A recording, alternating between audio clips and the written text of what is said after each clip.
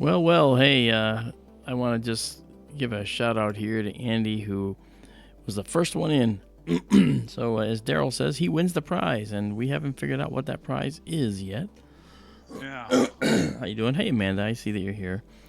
Hi, Amanda. Maddie, Katie Q, Susie777. Hey, guys, how you doing? And Monkey, where's Monkey? I didn't see Monkey. Oh, there's Monkey. Hey, Monkey, what's up? Yeah, so we're, this makes 5 nights in a row, Daryl. Yeah, that's impressive. Yeah, Monday, Tuesday, Wednesday, Thursday, and Friday. I think I did Monday, didn't I? Or did I just do Tuesday? Oh, man. No, I think you did Monday too. Oh. I listened in both Monday and Tuesday night a bit. I was not. Hey, Tim. Tim, I predicted that you would be the first one in here, but Andy Morrow beat you by about 29 seconds. And then everybody else in between beat you as well, which I think is funny. You and Bill's puppy. I don't think so. Bill would never part with that little guy. Actually, I don't even think he has it yet. I heard he may have today. Amanda, you're welcome to come on. I actually invited you, and Daryl said that you knew you were being invited. I'm glad you could come by. So let's see. Daryl, do you know how to add her in Skype from your end, or shall I do it? Oh, go ahead, please. I've done it, but it's been so long I don't remember. All right, I'm gonna try and add you here, Amanda, and let's see if this works. Okay. And then we can get a feeling from folks of how the levels sound. And here she is.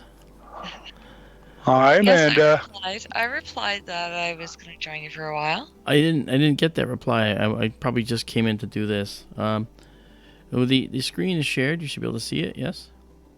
Yeah. I'm just popping a chat. Awesome. So, folks, the gang is all here. We have Amanda, the amazing SkyTour LiveStream co-host and SkyTour Radio co-host. She is the pulse of the radio show for sure, because she says what you guys are thinking and asks questions that are phenomenal. You know? Everything's better with Amanda. And I think that's absolutely true. Yeah. I still don't see the live stream on YouTube. I'll keep blathering. Carry on. All right. Well, you can see it live on Skype. Well, I do, yes. Well, these folks wouldn't be in, though, if they didn't see it already, right? Yeah, no, it's live. Okay. Do you want the link, Daryl? I'm sorry? Do you want the link? Give me just a second. No, I still don't see it in my inbox. Yes, please, link. Oh, the notification. I see. Well, I just go to the SkyTour LiveStream channel and click the live. Yeah, I did. I still don't see you. Huh. I'll refresh here in a bit. We'll try. I just want to say hi to everybody in the chat room. Oh, everybody in the chat room. Hello, everybody in the chat room. And you guys are in the chat room, obviously, because you both got a notification, and you can see the stream, correct? Yeah. So let me know. You saw it, Amanda. Yeah. Yep. So, Amanda, over the last few nights, and this makes, I think, the 5th night in a row that we've streamed, I've learned a bunch of new techniques. One was from my astronomer, professional photographer friend, Kevin, who was here last night because he needed help with a new star tracker he was using. And we got his star tracker working, and he was taking some great photos out on the front lawn next to the observatory until the dew got him. I mean, it was just getting dewy, and everything got wet. But he's being a professional photographer, he also spent a lot of time learning how to coax a lot of subtle details out of images.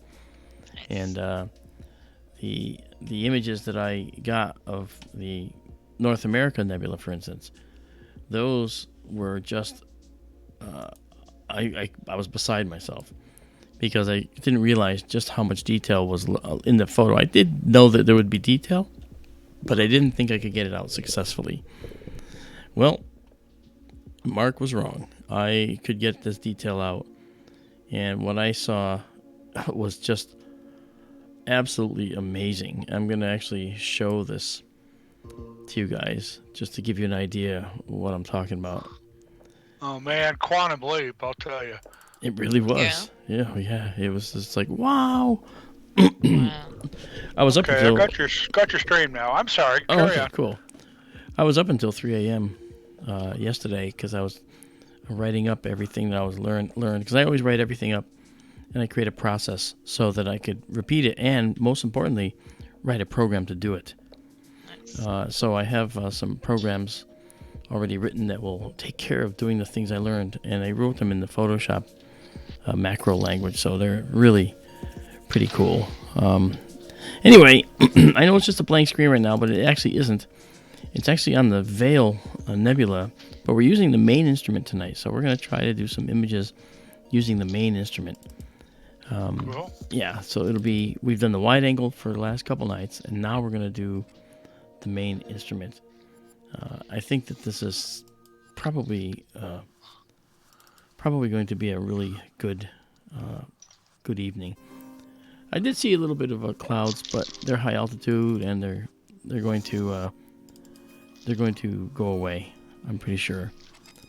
And all this stuff I'm doing here is just to finally show you what I ended up with.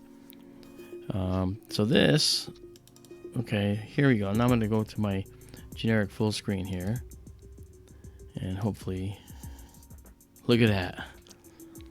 Wow. This is the North American Nebula here, and this is the Pelican Nebula here.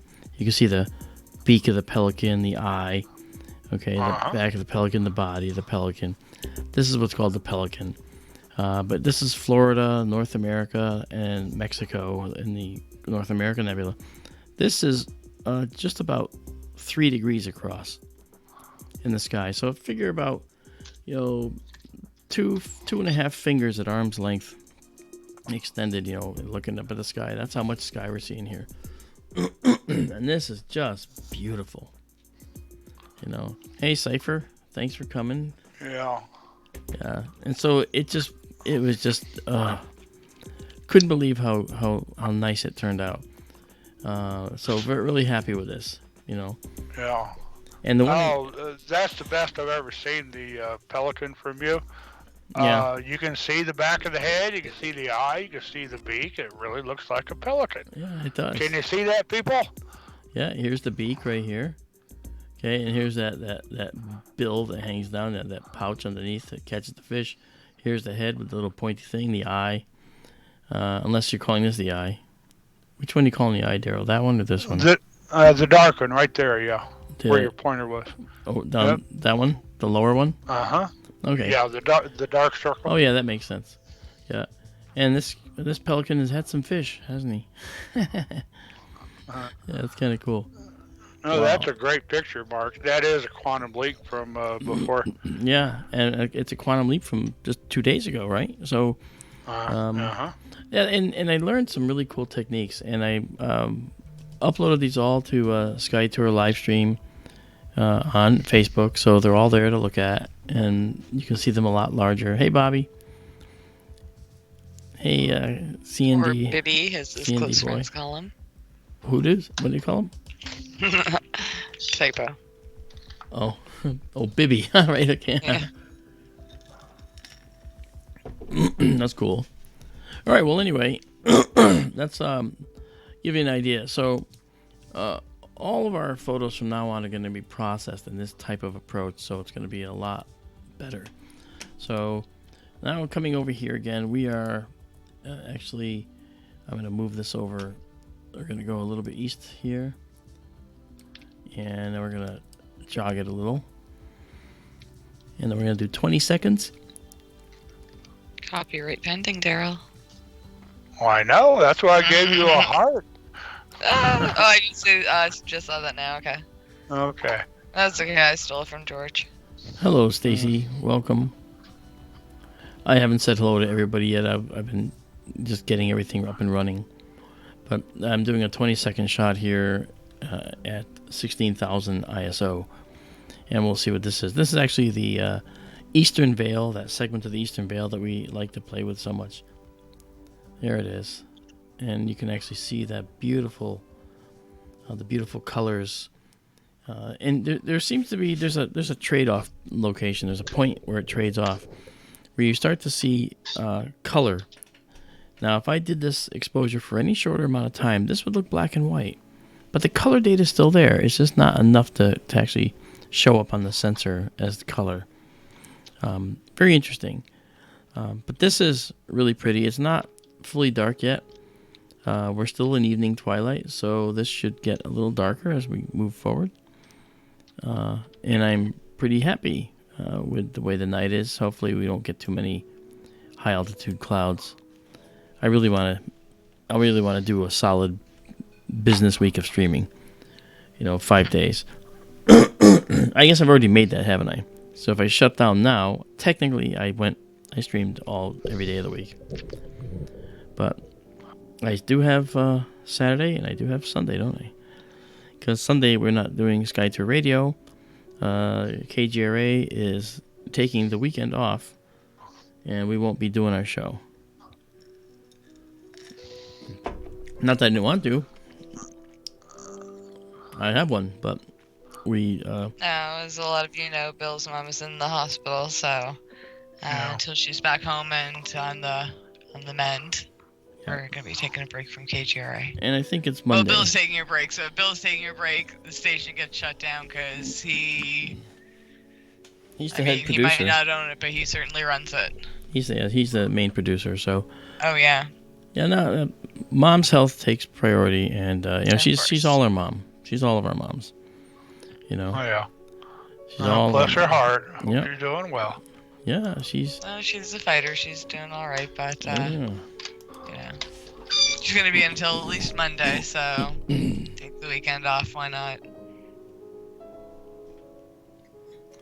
Okay. We've had enough weekends off for lesser reasons. Yeah. Monkey. Oh, and speak of the devil, Bill is actually going to start streaming. Oh, with cool. Take It right now. Monkey asked the question: are there any stars out there that are seemingly entirely the wrong color for how we understand why stars are the colors? Okay, you know what? That's actually a very good question, Monkey. I'll tell you why. I'll be back in a few. Okay. Yeah. Okay. She's heading over to Bill's stream. I'm dropping into the call, but I'll be right back. Okay. Okay. So, there are stars that look different. And they look different because they're different at a different point in their evolution. One thing we don't see, though, are green stars. Now, we see green in the spectrum, so you might say, why don't we see green stars? We would expect to, right? Well, the answer is we don't, because stars don't radiate color and their energy in the same way that we see the energy in the spectrum. Very confusing. But the stars radiate as something called a black body. And this black body radiation goes from blue hot to white hot to yellow hot to orange hot and to red hot. There's no green. So this is why we don't see any green stars. Yet Albireo, which I can show you Albireo because it's one of my favorite. It's one of my favorite stars. One of my favorite double stars. Here is Albireo. Let me just get us in place here. Okay. Almost there. Okay. So now the telescope is up here on the veil. But if we look at Albireo is this star right here. Okay, now we'll come back to the veil. Let's just head over to Albireo real quick because we can. All right. Albireo is a beautiful star, and I'm going to show you in the colors because it's interesting when you look at the colors of Albireo. Okay, here it comes. Ba-boom-ba. There it is. Okay. So now Albireo has an interesting color pair here, and if we look at the colors, and to see the colors, I'm going to do. I'm going to bring this I'm going to make this larger, and this I got to bring up now. It's still there. Hang on, still there. Just getting there. All right, still there. Hang on, I'm almost there.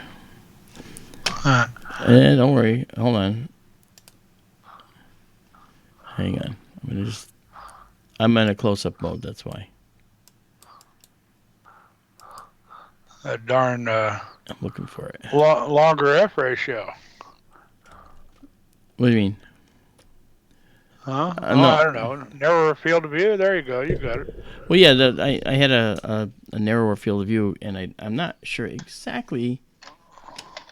Not sure exactly where in here the tight field is, but that's okay. Because what I want to do is just to show a little bit of Alberio here in color, because that's something that's really pretty. Yeah. Let's see, it's not that way, is it? It's probably the other way.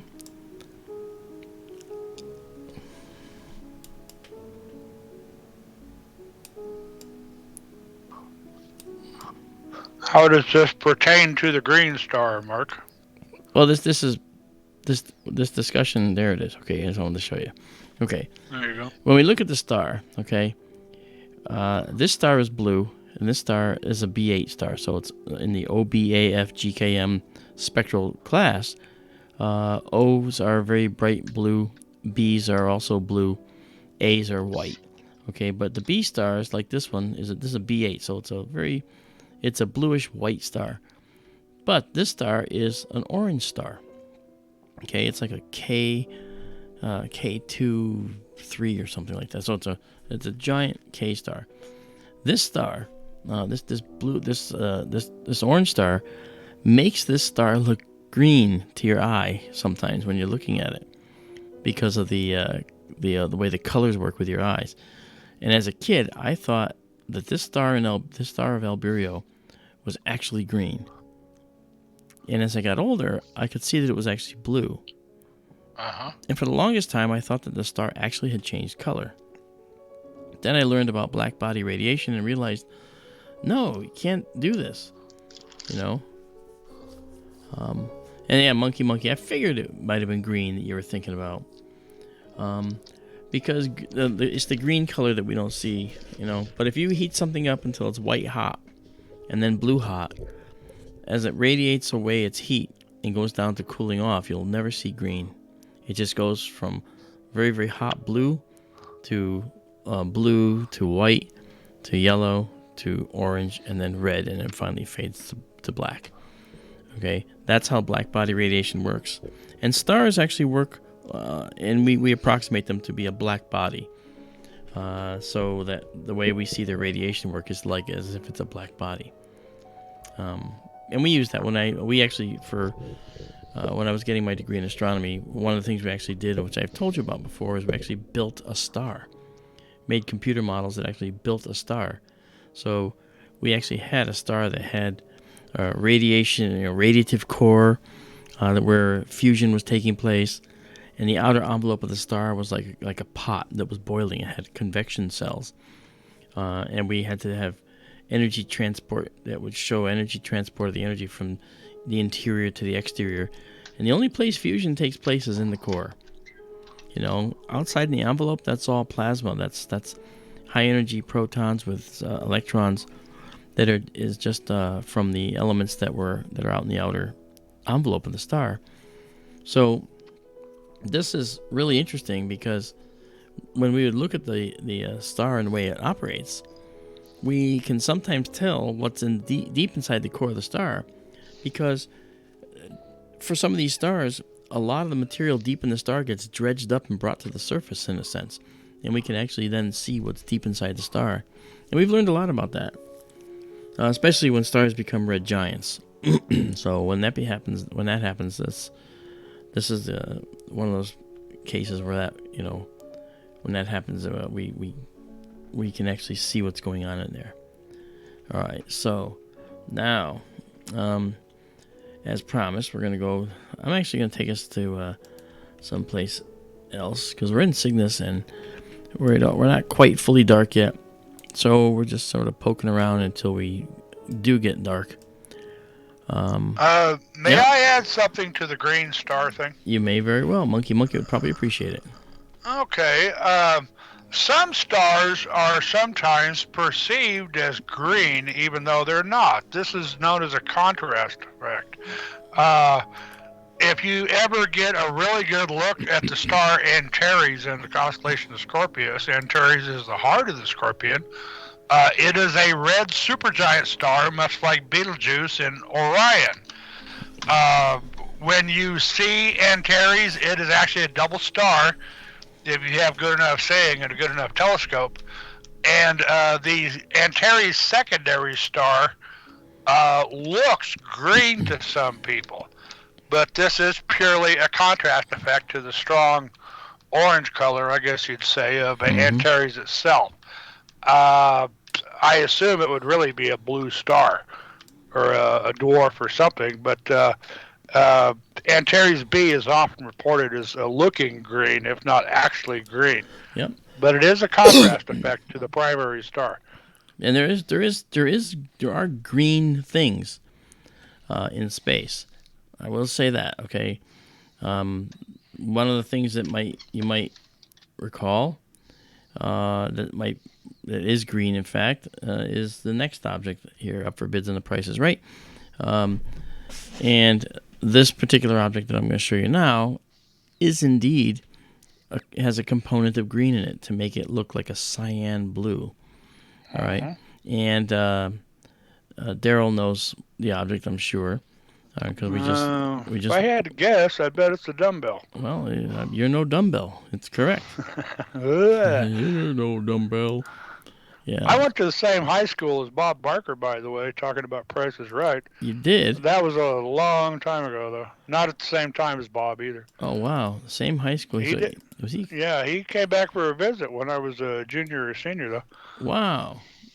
That's really cool. Did you actually, was he doing Price is Right then, or was he still doing some of these really bad movies? I'm sorry, say again? Was he doing Price is Right then? Oh, yeah, absolutely. Oh, okay. Yeah, this would have been back early 70s when I was in high school. Oh, okay. I'm old. But yeah, actually, and Bob Barker, my mom knew him when he was a young man. He's a homeboy, and Bob Barker was dating and eventually married the daughter of the guy who owned the grocery store my mom was a checker at. Wow. Small world. Yeah, huh? really. That's pretty cool. Anyway, carry on. We're talking about the dumbbell. Yeah, no, that's all right. Because we're trying to go down the same. We're trying to go down this path of trying to understand colors in the nebulae, and I actually kind of think this is a good point that Monkey brings up. So we're gonna just do for 12,800. We're gonna do this, and I want to make sure that my coming out there. Make sure the telescope is. Yeah, it looks like we're still good there. All right, and we're going to take a picture now, 15 seconds at 12,800. Dumbbell's right here, and we should be able to see how the color looks greenish blue. And this is the color of doubly ionized oxygen that we're seeing. It's something called a forbidden line. That, in other words, it can't happen in the densities the gas has on this planet. It has to be in a very rarefied environment, that is to say, where the atoms per cubic centimeter are much less and the density is much lower than here. Okay, so this is it right here. This is the dumbbell, and you can see the color. It clearly looks sort of greenish blue. And there is a component of the green in here. So, and again, these form from obviously when stars end their lives that are the mass of the sun, just a little bit higher, a little bit lower, in that range. When the stars lose all their hydrogen, the star begins to collapse because the star is always in this perpetual battle, pushing out with its radiation pressure, with its fantastical gravity trying to crush it all along. And so the balance between that outward radiation pressure and the gravity trying to crush it, wherever that ends up, that's the equilibrium point. We call it hydrostatic equilibrium. But no matter. The thing that's important is that once that hydrogen in the core is used up, fusion processes slow down, and thus the radiation pressure outward slows down. Now there's no balance, and the star will begin to collapse. And when it collapses, the stuff that was in the outside of the star, the gas that was on the outside envelope of the star that's not near the core, and it was also not undergoing fusion, because fusion only goes on in the core, that gas gets brought down near the core. And as that happens, a shell of hydrogen will start to fuse into helium outside the core. And thus, that's a new energy source. And not only that, it's a much larger area.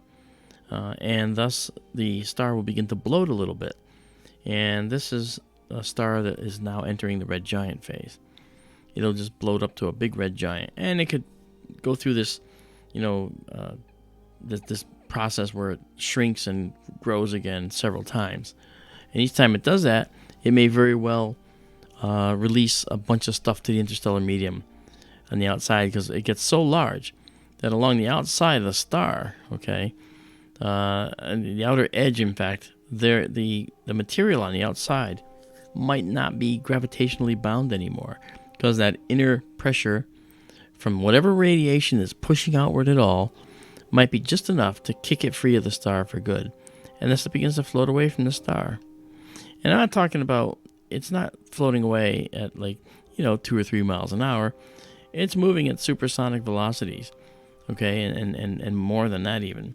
And then it eventually reaches a point where the star's energy can cause it to glow, which is what we see here. But on the outside edges, there might be more gas out here, see? But we might not be able to see it because of the fact that that range of ionization, where the star can be ionizing, the remains of the star can be ionizing that gas out there, that range is going to end up getting to be a certain amount and then no more. So planetary nebulae like this usually have white dwarfs in their core, like we see here. This is a white dwarf, and I know there's noise here, but there's the white dwarf. And that white dwarf is always going to be about a certain amount of size. We know it's always going to have a certain amount of energy, ultraviolet radiation, a certain temperature. So most planetary nebulae then will behave similarly, and we'll know that they'll only get to a certain size. And knowing their angular diameter, we can kind of guess how far away they are because of that. So it's kind of cool. It's an interesting little fact that we do, a little thing we use to figure out how far away they are. But that's not all. There's several other techniques, but I must say that's one of the good ones, So anyway, that's a little fun fact for you. And Daryl, if you have anything you want to throw in, by all means. Let me look back up. How do they make green fireworks? W13RD guy. How do they make green fireworks then? And I know that's a different process. Would you care to touch on that a little? Oh, how they make green fireworks? Mm-hmm.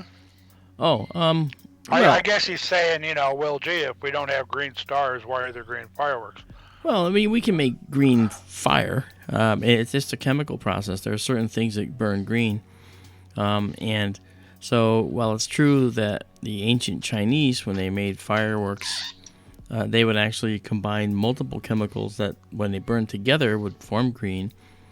But there are materials that burn green. We see green meteors, That's true. that are burning green, and that just corresponds to, I think, some iron and other materials in the meteor that combine when burning to form this green glow. Iron, sodium is yellow, but iron can also burn yellow, and it's not too far away from the green when it's there's certain impurities that you can have in there that will make it burn green. We made fire from all colors of the rainbow. When we were in school doing experiments in the labs. Some of the fires were accidental, but you know what? I mean, they were the cool ones. Yeah. I could add, some of you might remember if you ever took chemistry in high school or junior high school even, I think first time I ever saw it, where the teacher had you put some table salt on a spoon or a wire loop, and you held it in the fire of a Bunsen burner, and it burned a very characteristic yellow color. Yeah, the sodium. Yeah. Yep, sodium. And if you ever see images or video of professional observatories using sodium lasers to create artificial stars to help tune up their adaptive optics, so to speak. Sure. Those sodium lasers are the exact same color you saw with that spoon of sodium in the Bunsen burner in junior high school. Exact same color. Wow. That's absolutely true. Mm-hmm. See, you just gotta, come to Uncle Daryl when you want to ask certain questions, right? Oh. Well, and yeah, I don't remember offhand what element it is that you can make green fireworks with, but hey, the people that make fireworks certainly remember, and that's how it works. Yeah. And it's the very same colors. That's right. And the very same processes. It's chemical. It's not atomic. Yeah. Anyway, I'll shut up now. No, that's fine. You're doing fine. So, I think we're talking about copper that's burning green. That could be. Yeah, I think copper does that actually. And Monkey says barium. I thought That might well be. I don't remember offhand. I'd have to look it up. I'm too lazy to I thought right now. barium was more of a purple. I don't remember offhand. I'd have to look it up. Okay. Got my hands full at the moment. You do? You got a tea in your hand. That and other stuff. Yeah. Well, Monkey, you know what? We'll have to look it up at some point, too, because I know that that'd be interesting. I'm going to go 20 seconds at 12,800 here, and I want to see if I can find this spot. This is in the North American Nebula. North America Nebula. I have to remember it's North America, not North American, because it doesn't have citizenship. So we're going to try and catch this area right here. And the telescope claims it's there, so it's going to be close. I may just have to move it down a little bit. Let's go see. Okay, we see a little bit. I see a little bit there. I think that's where I'm going.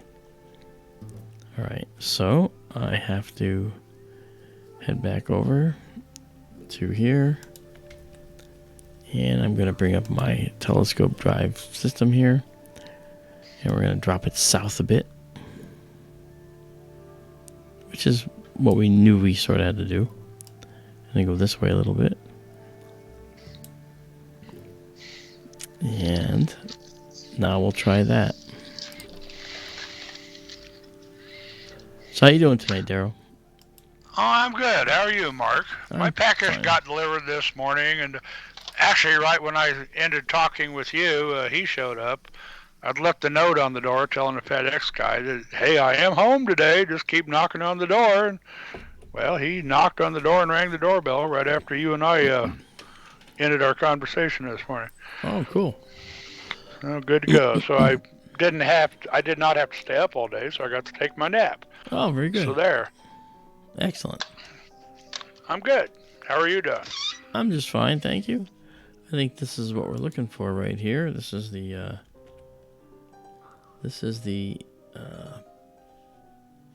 wonderful object I've been looking for. I'm gonna have to take this and I want this to come out. I want to pull this out here. Surprise! Hey, you're back. How's Welcome Bill? back, Amanda. Thank you. How's Bill? Tycho is so cute. Oh, did he get Tycho? Yes, he did. He left this morning at like 4:30 in the morning. Oh Drove gosh. to Pennsylvania to pick up Tycho. And get home before Mom had to go or Yeah, and then she had an unexpected second surgery today, so yeah.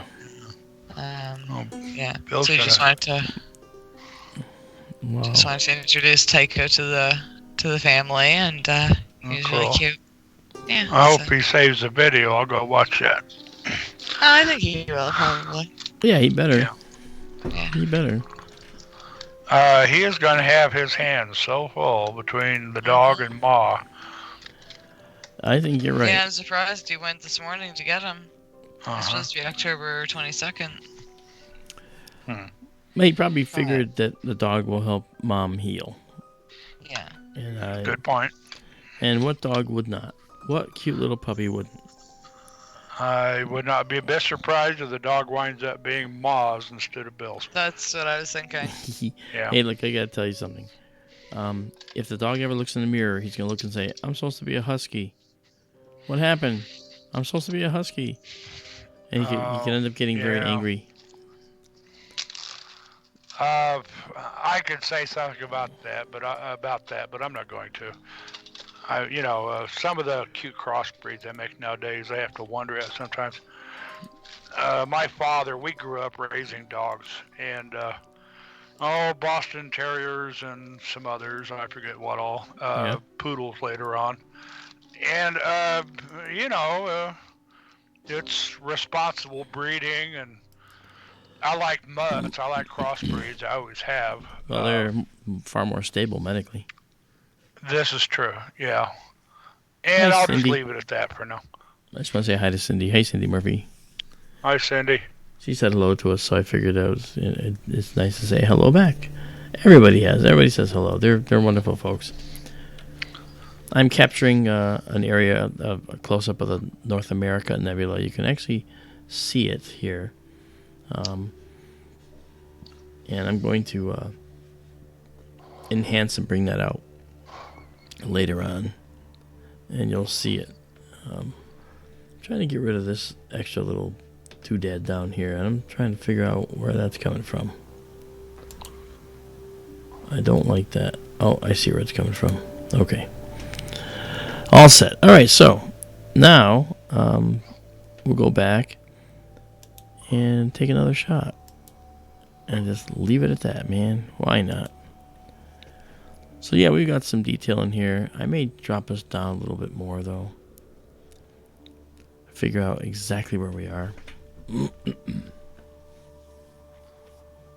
Yeah, my crossbreed, I had we called her Indy.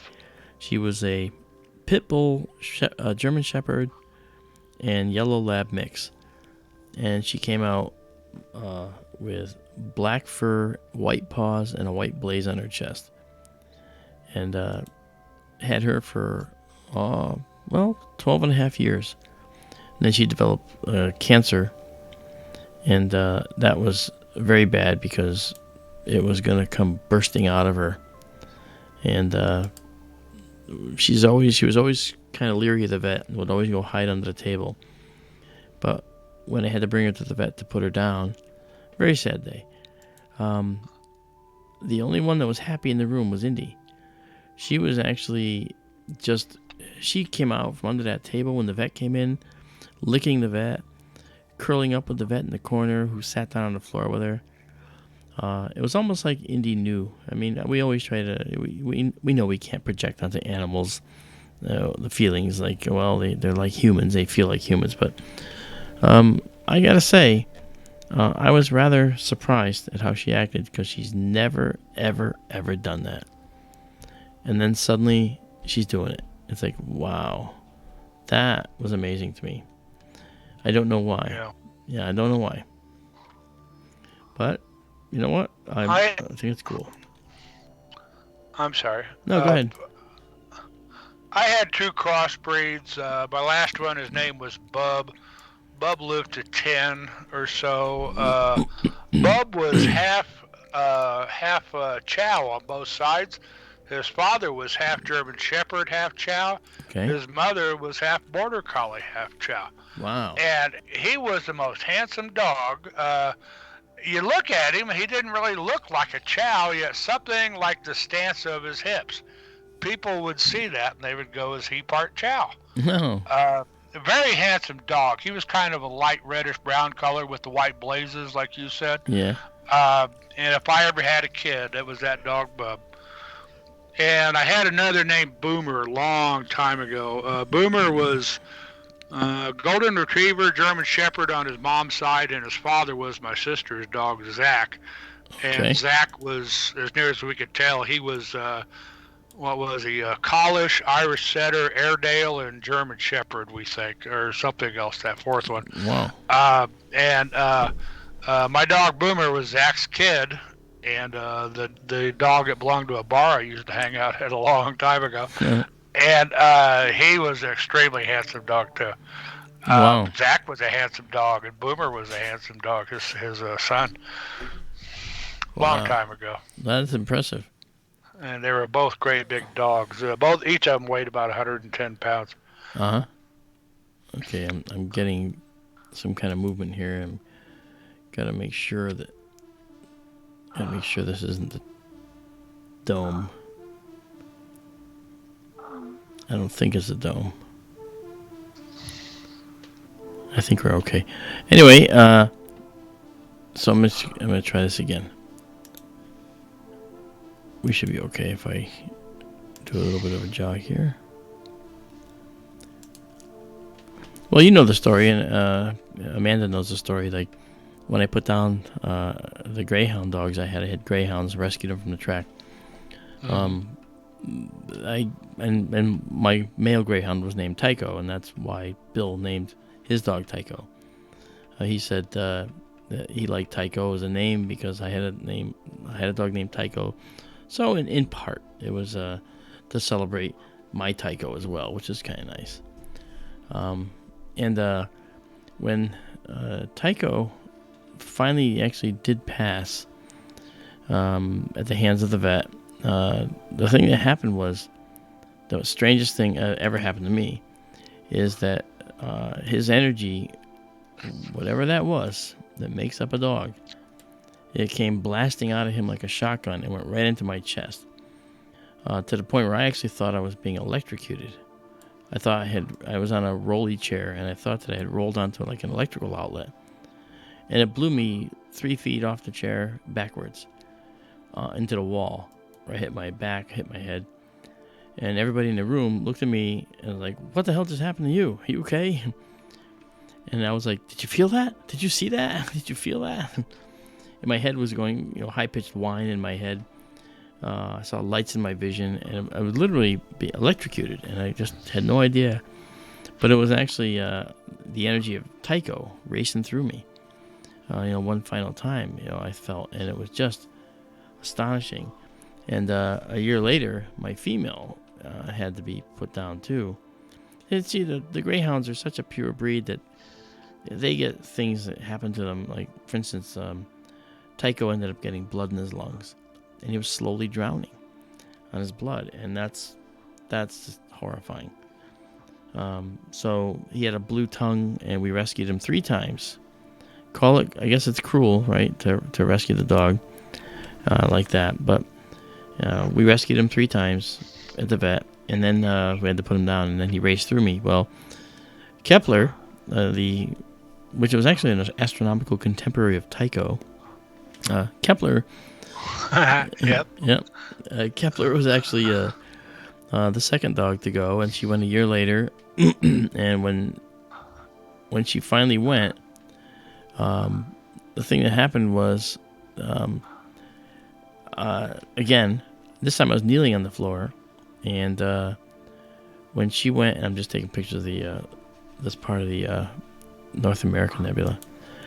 When she finally went, I ended up getting hit again in the chest, and I was kneeling, and this time I was blown backwards, right up onto the heels of my feet, and then back, and I felt like, oh no, just like last time, but I landed in the waiting arms of the vet tech who had remembered from last year what happened, and she was not taking any chances. And she saved me from getting my head bashed, And that was look, you know what? I can't explain it. Amanda knows that she's heard this before, and she can vouch for the fact that this is the same thing that I've been telling over and over. Don't add to it, I don't take away. I just tell you what happened. Yeah. Well, Will Rogers, famous American humorist of the early 20th century, once said, "If there are no dogs in heaven, then when I die, I want to go where they went." Wow. Yeah. Trigger, right? Wasn't that his horse? I'm sorry, say that last part again? Was Trigger his horse? Oh, no, that was, Jesus, the cowboy guy. No, Will Rogers, he was he was sort of a humorist. You're right, writer. Yeah, I got the wrong guy. Oh, that's Roy Rogers. Roy Rogers. Yeah, I'm sorry. Okay. Yeah, that was okay. All right. So I'm not that much of an idiot on this. Okay. Very cool. Yeah. No. Yeah. Roy Rogers. Yeah. Roy Rogers. And Trigger, and Trigger got stuffed. They stuffed and mounted. Stuffed and mounted Trigger. Yeah, the horse.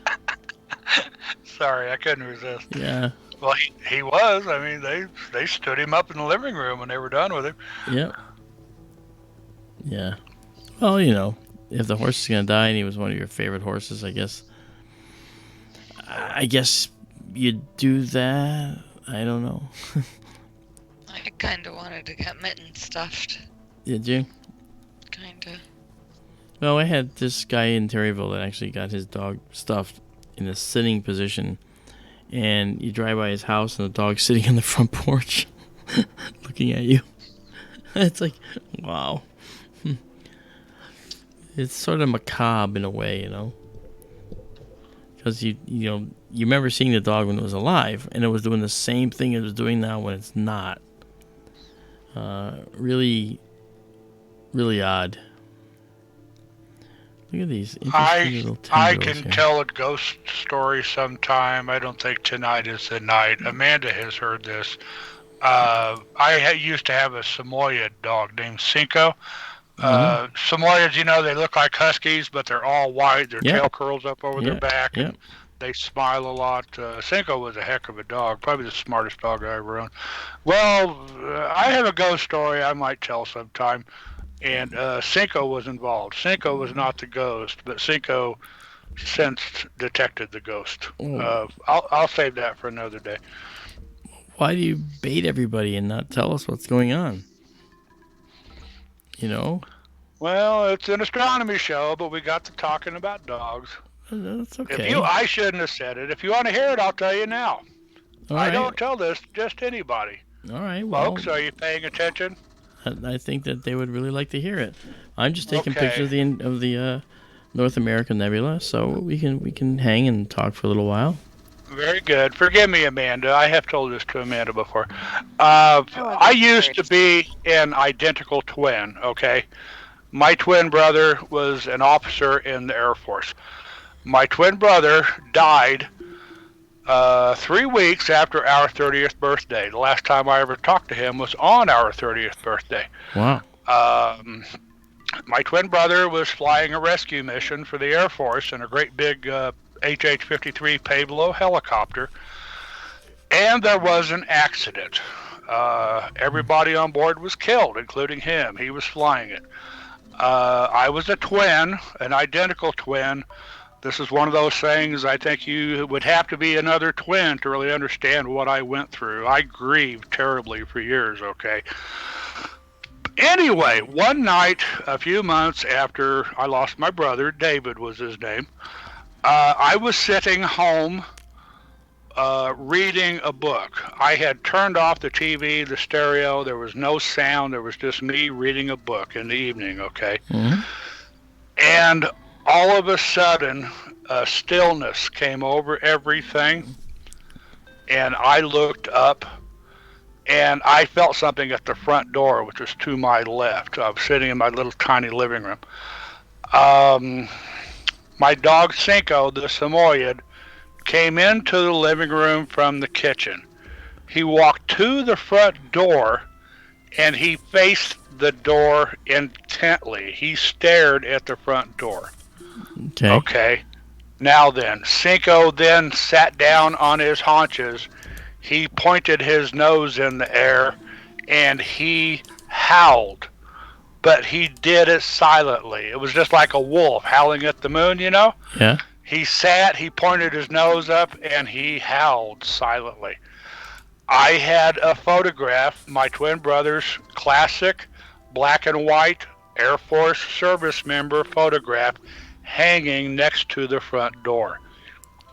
Well, this stillness came over the room. Cinco came in. Cinco stared at the door. Cinco sat down and howled silently. My brother's picture jumped off the wall Wow. and landed on the floor.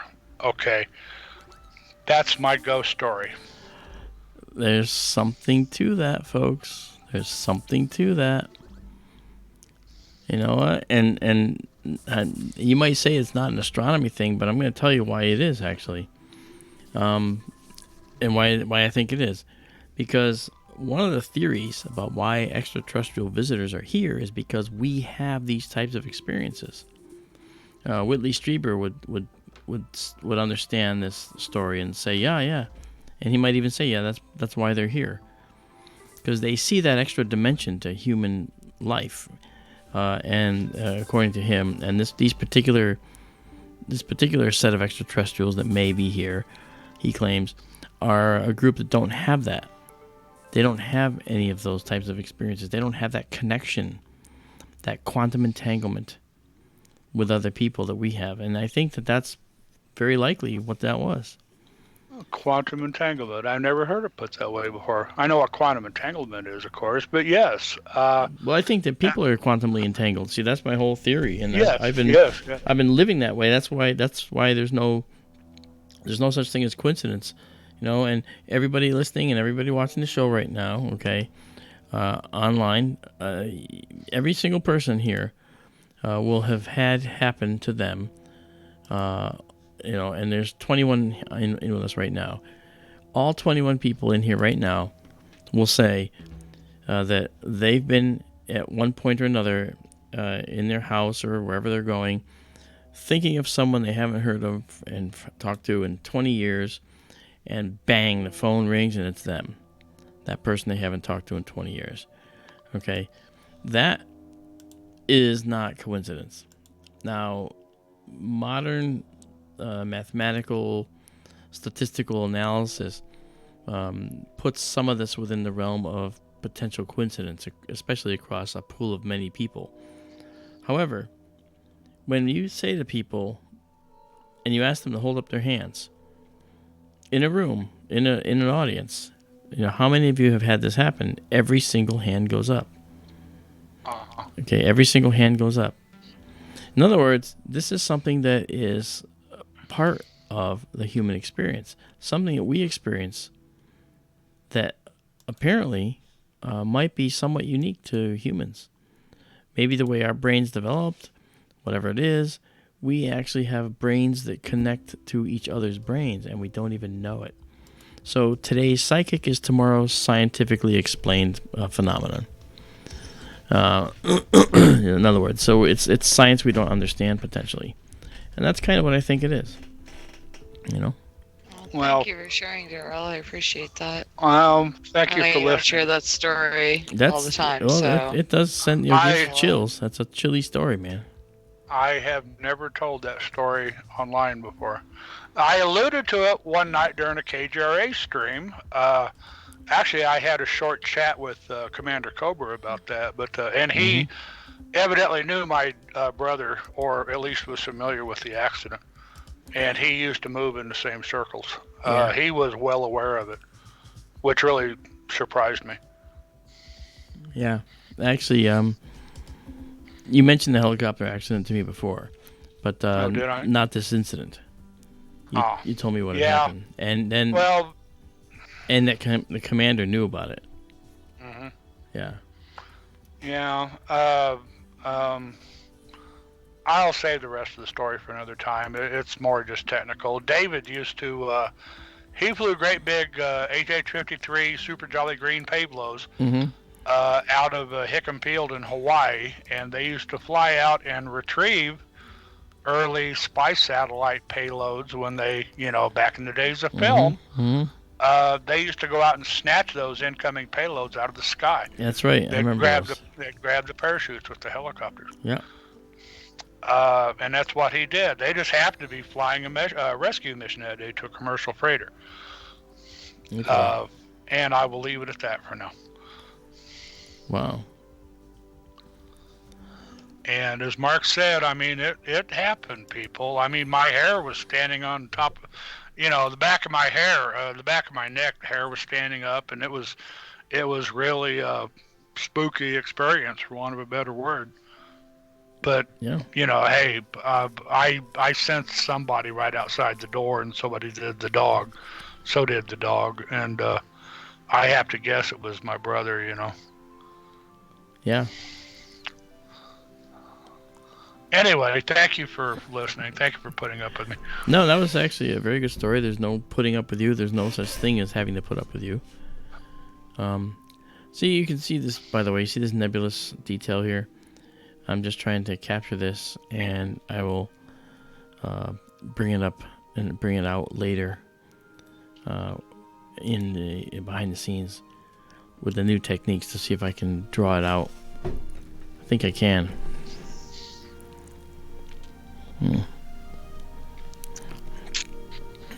But I see that humans are unique. We have a unique physiology relative to other animals on the planet.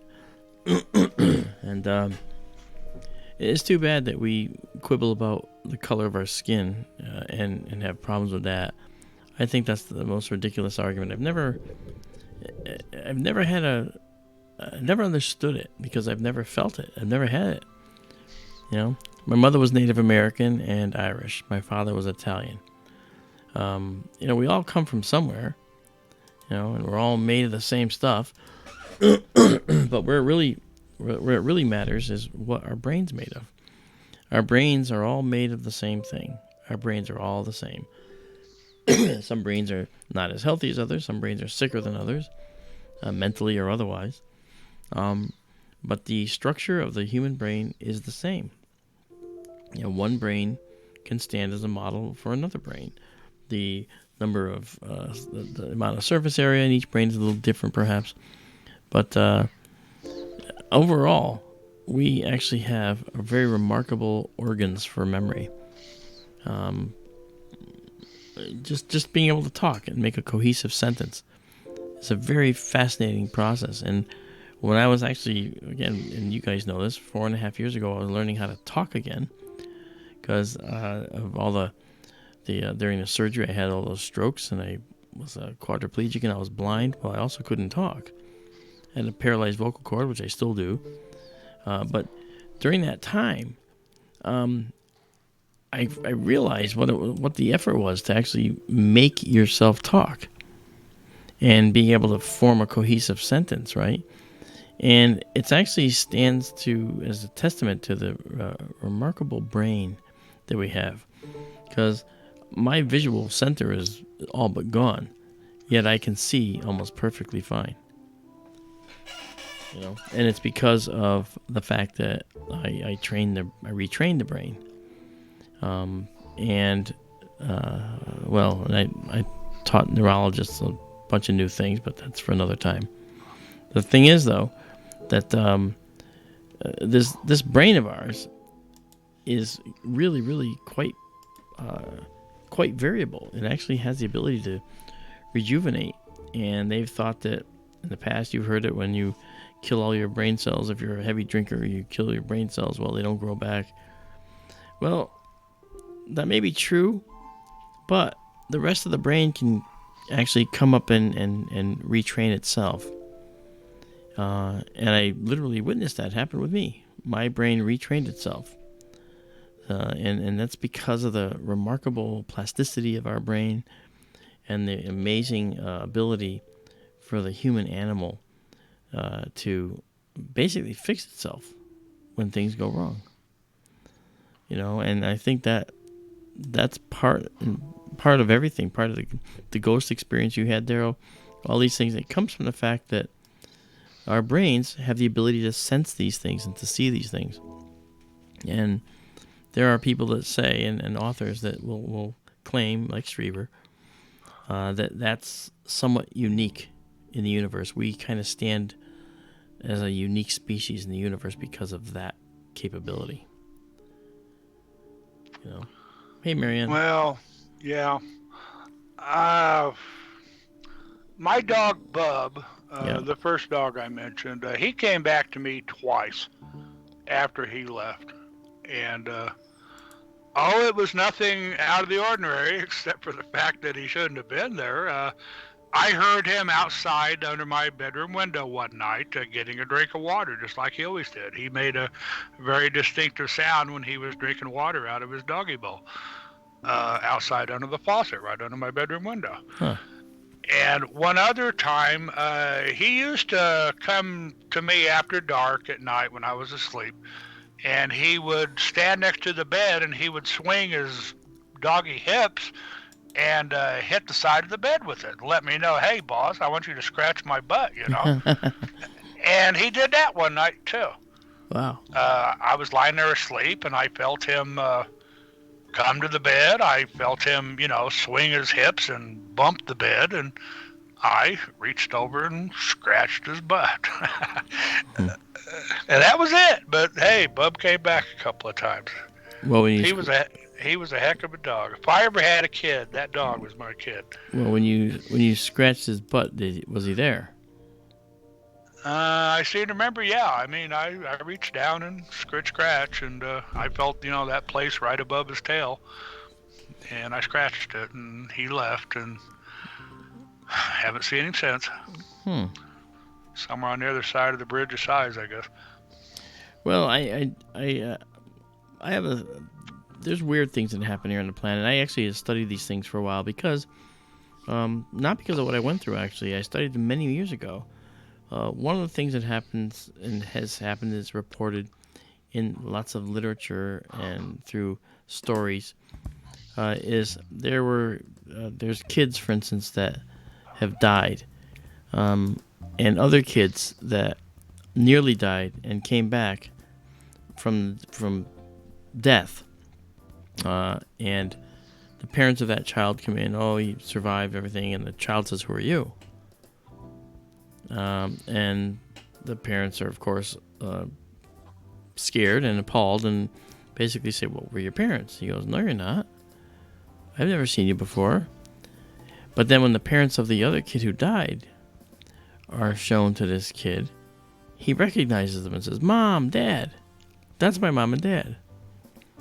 Now, what that implies, and this was, I know it sounds like I'm just reporting some kind of legend, okay, but actually it's a documented case in India, and the kid that died fell down the stairs, okay, and was severely injured in the fall, and he died. And then there was a child who was in a coma at the same time, his age, and when that kid died, at some point the other kid came out of the coma and was the kid that died. And to this day, lives his life as the other kid who died and responds to his mother and dad, who are the other kid's parents, who don't know this kid. See, now, that's a little scary, because if it can happen that we can wake up and be in a different body at some point, I wonder what controls that. I wonder if it's something that we can control and don't know it. And we could just be doing a bunch of body hopping all over the place if we want to.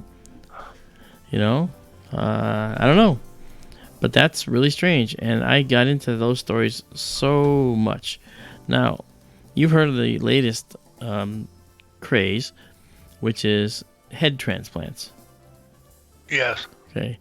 Well, that Russian guy backed out, which you may already know. He was going to do it, but he ended up chickening out or backing out. They were going to take his head and put it on a new body. Now the question is... Oh my god, thank Cass for mute, guys. That's all I gotta say. I love this. I love this. This is something Carl Pilkington said years ago, and Ricky just ripped him apart. What do you mean head transplant? Yep. Yeah, hey, I know. Larry Niven talked about head transplants, the science fiction author. Mm-hmm. Larry Niven talked about head transplants. Gosh, Oh, years God. ago. Was it the book The Ring World? Yeah, That was a long time ago. 70s? And, yeah, 70s. And Robert Heinlein talked about head transplants, too. I do believe. Mm. Well, but here's the question. Would that be you? Or would you be somebody else? Yes. You know, what makes you you? Where does that part of you reside? Does it reside in your brain? Does it reside in your heart? Does it reside in all of you? Would you come back and inhabit a body that's struggling to be one person while there's this other person who's now there saying, I'm the boss? I mean, what would happen? Those are the questions that I think are fascinating because, again, Well, where do you think your consciousness is? If not your brain. I just asked that question. That's exactly what I'm asking. Yeah. Yeah, where is consciousness centered in the human animal? Most people will say it's in the brain. But is it though? I don't think it's in an organ around the body, but I think that maybe the entire body is part of it. And if you only bring the head over, you might be missing a significant portion of what you're supposed to be. That's going to come, that's going to happen. Yeah. There's a beagle that they actually transplanted the head on. And at first the beagle didn't have any mobility because they had trouble with the neural connections. But they worked out a new surgical blade. And this beagle ended up healing. And there's video of this beagle running around. Now, the question is, who does he think he is? Does he think he's the beagle that belongs to the body that's running around? Or is the beagle the head that's running around? That belongs to the head? So that's the really interesting question. Well, then that gets into animal consciousness. Is it aware of its own body? Or is it running on instinct? Because if it's aware of its own body and it has consciousness, then we shouldn't be killing animals to eat. I totally agree with that, well, actually, Amanda. Higher level animals, I think, do have some form of consciousness. You look into cow's eyes. I think this is where sentience comes Yes. in. Is the animal self-aware? Is it sentient? Does it realize itself? Yeah. Well, would we say Lucy, Australopithecus afarensis, our precursor? And Olduvai-Gorge, do we say Lucy was sentient? Don't know. Right, but Lucy would be viewed as an ape today. Are apes sentient? Most people would say. I'd like to think so. Sure. Right, most people would say yes because apes look like us. Well, and don't they react to mirrors as well? Exactly. Aren't they vaguely self-aware? And they can master language, as Coco proved. Use tools. As Coco proved, yes. So it's manipulating the environment around them for gain. Yep. Very true, Amanda. This is true. Well, I mean, if they understand all these processes, like, I don't know. Yeah. One thing I heard where about. I stand on these matters, so. Yeah. One thing I heard about Coco, the ape who learned sign language that Mark mentioned. Yep. Coco never asked a question. I don't know the truth of that, but that's what I've heard. Coco never asked a question. Well, maybe Coco's instructional makeup. Sure?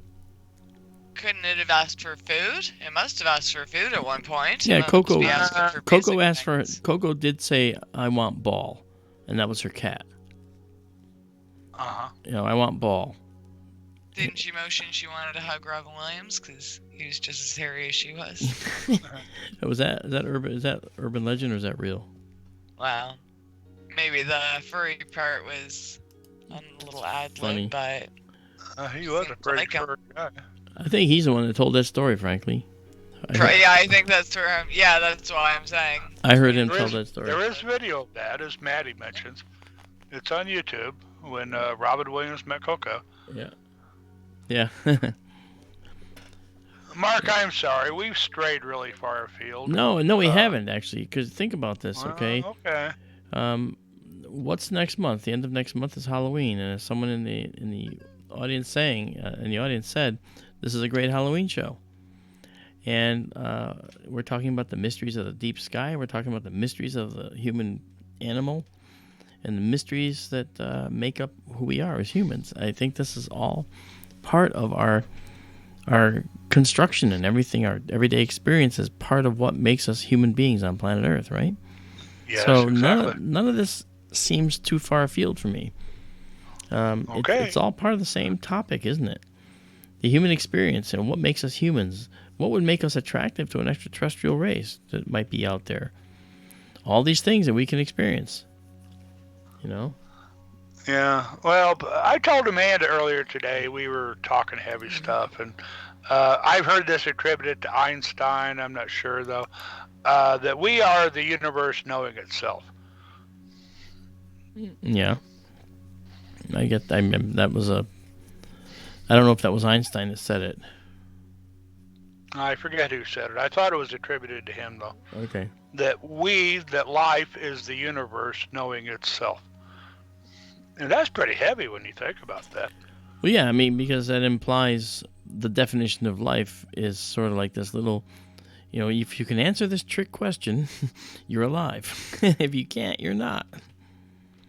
Yeah. But that's actually really interesting to me.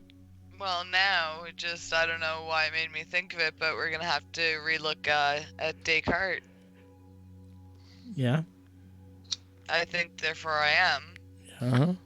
Well, if artificial intelligence is now, quote-unquote, thinking, does that mean, Yeah, it's a conscious being now, too? Yeah.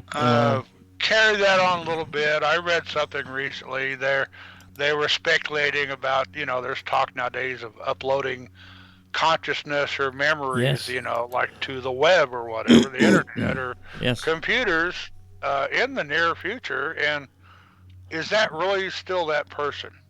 Yeah, really. If you download their memories, their psyche or whatever, is that still really that person?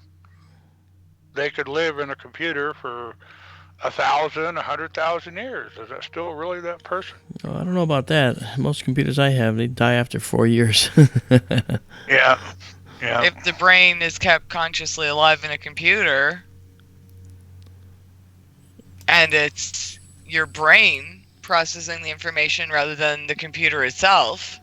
Well, if you know that you're a brain, and know that you're not, how would you know? Well, what's the difference between putting a brain into a new body and putting it in a computer? The brain would take over the body. Yeah. I got to just preempt you for 1 second, Amanda. Marianne Robb needs to get an answer to a question. She wants to hear Chris DiPerno, and she's having trouble getting on ERRT radio. Can you give her a little assist there? Cause... I'm on it. Okay. Okay, here is the link. I think she went to the link but couldn't get in. Maybe she'll tell you. The easiest way I find to get in there is to just sign in using Facebook, but you can also create a free account. Yeah, which is what I did. That way you can get into the chat room and talk to the people. Ronald and Charles were interviewing Carol not too long ago, and they'll be keeping their eye on chat if you have any questions for anyone. And Chris is next, Carol. right? Pardon? Chris is next. Chris DiPerno. Chris DiPerno, yeah, he might be on now. Okay. Sucks when you're in high demand, folks. I was over there, but then Mark called, and unfortunately I've been busy the last few times he's asked me to join, so I couldn't in good faith put it off. I was going to go to bed early again today, but... Well, I cannot interrupt that. That's not... No. You sure?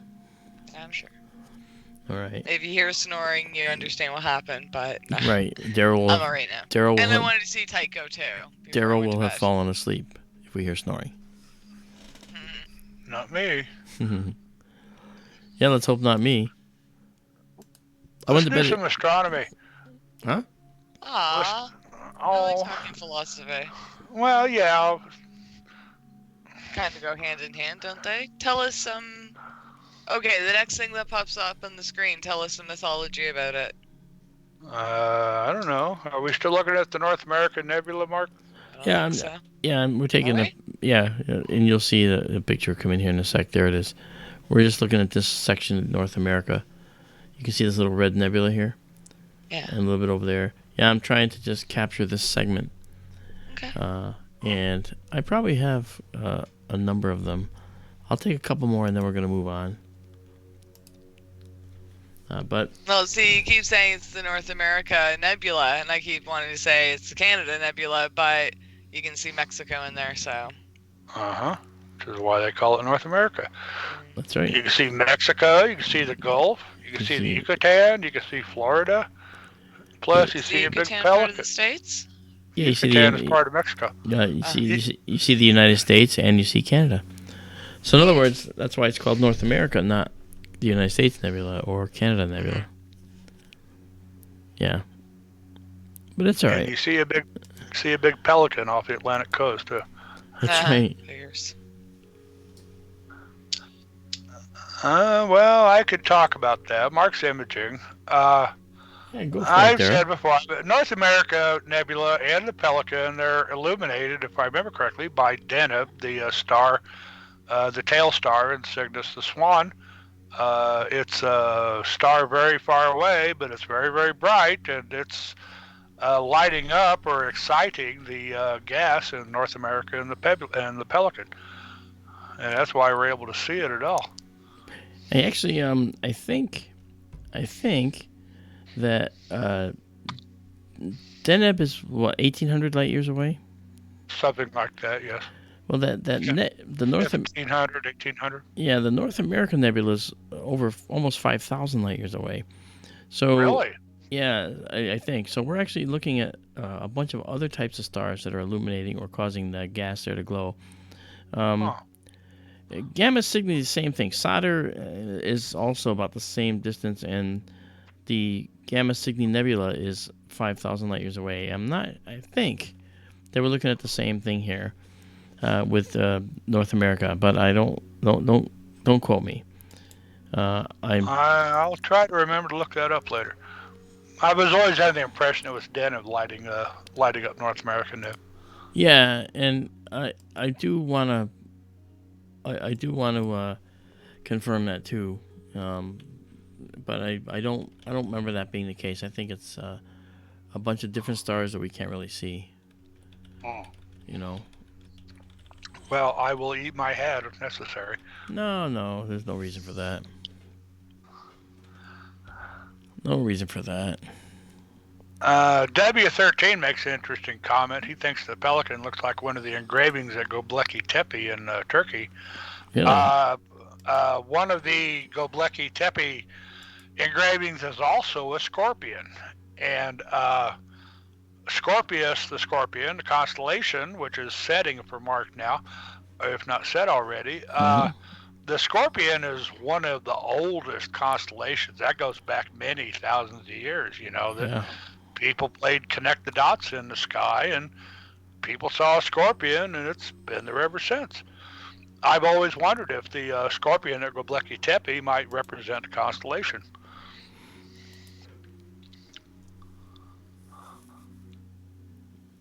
I wonder, actually. I would not be surprised, that's all.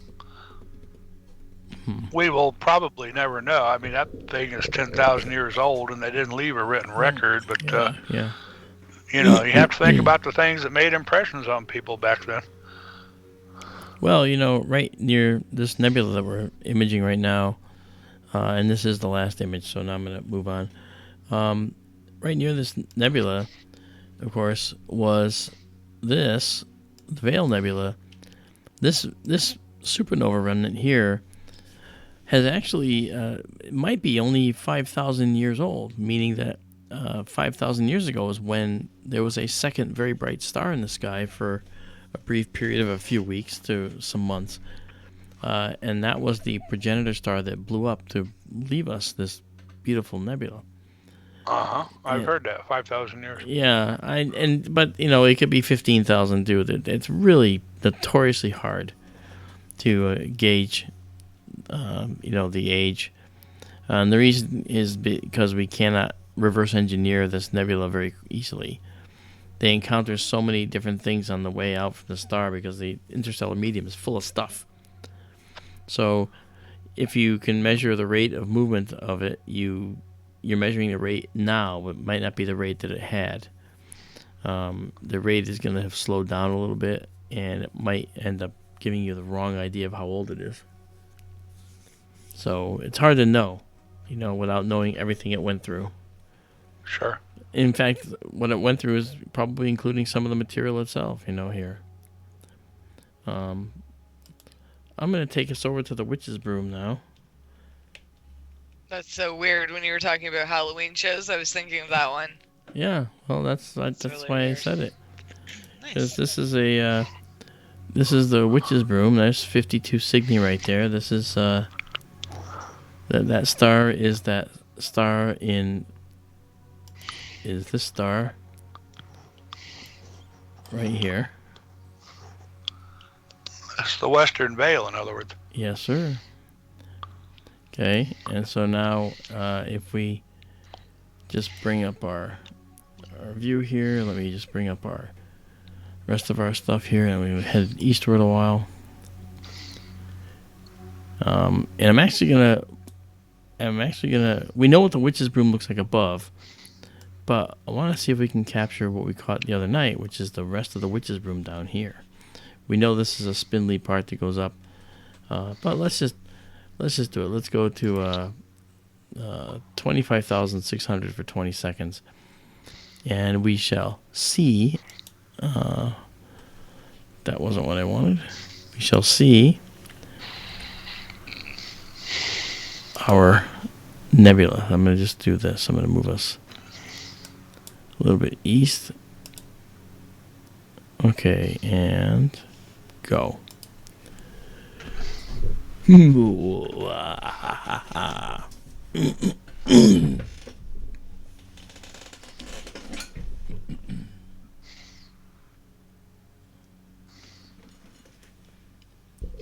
Monkey's talking about earlier cultures he thinks may have understood the concept of the telescope. Well, we know telescopes went all the way back to we know Galileo, and before we know Isaac Newton and his Hans Lippershey. Lippershey, yeah, exactly, and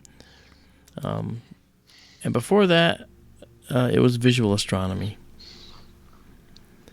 There weren't telescopes, although we did have ground glass. We had the ability to grind glass. I'd love to know where the first telescope came from, actually. That is to say, the ones that we don't know about. Uh-huh. Let's bring 52 Cygni up, and let's see if we can image. I wonder if he's talking like Atlantis or something, that sort of thing. Oh, I don't know. Yeah, and we never will know. I remember when I was a little kid, there was a really cool movie, cheesy 50s movie about the fall of Atlantis. And they had this great big giant crystal they dragged around on like a trailer or something. And the evil high priest would have the soldiers pointed at things, and would burn them? Would shoot out a death ray and burn them up. Yeah, I remember that. Yeah, that was a pretty heavy movie when I was a little kid. Yeah. So if they had giant crystals back then, they probably had telescopes too. Yeah. My tongue is firmly in my cheek, okay? Mm-hmm. I get it. Yeah, there's the bottom of the witch's broom. We caught it. Look at that. And Monkey, to answer your question about how far away this is, it's around 1,500 light years, which explains the size of almost 3 degrees in the sky of this overall supernova remnant, which on the wide field, we see the whole thing. And we were just really enjoying that. Well, tonight we're going to just take some photos of this part of the witch's room, the lower part of the witch's room, which is really quite astonishingly clear tonight. I think it looks beautiful. Yeah, that's right, weird guy. 1470. I said 1500, but you're right. And that's just a rough estimate. These things are literally notoriously hard to gauge distance to.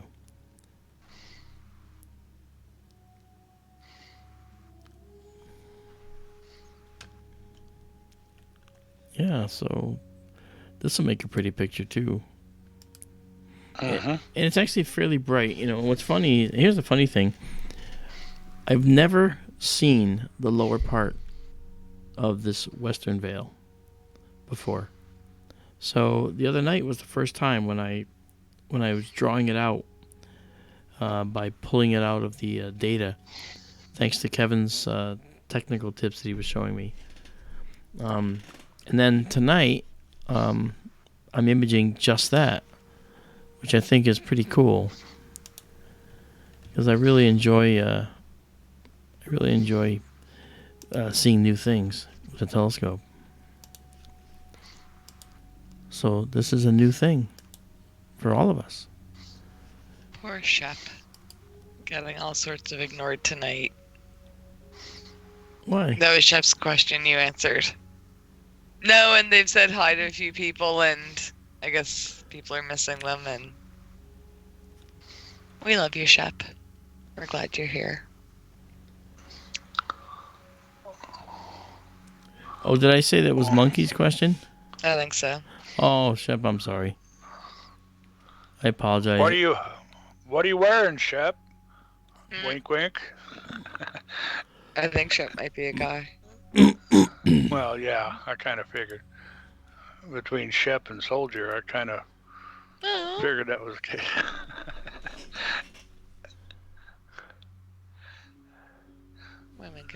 Actually, I'm interested in the genesis of the name. Shep DGC OG Soldier. I don't know what DGC stands for. Yeah.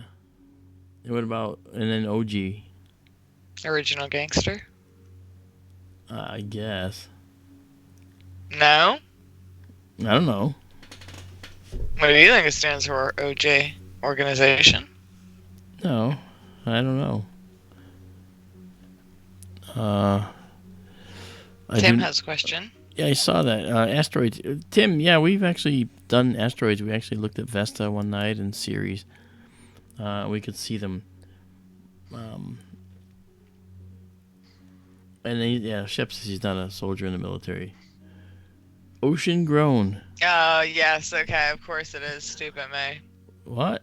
See, that's what I How was would thinking. I even know that? How would you know that? How would I know that? Yeah, what do you mean ocean grown? I never heard that before.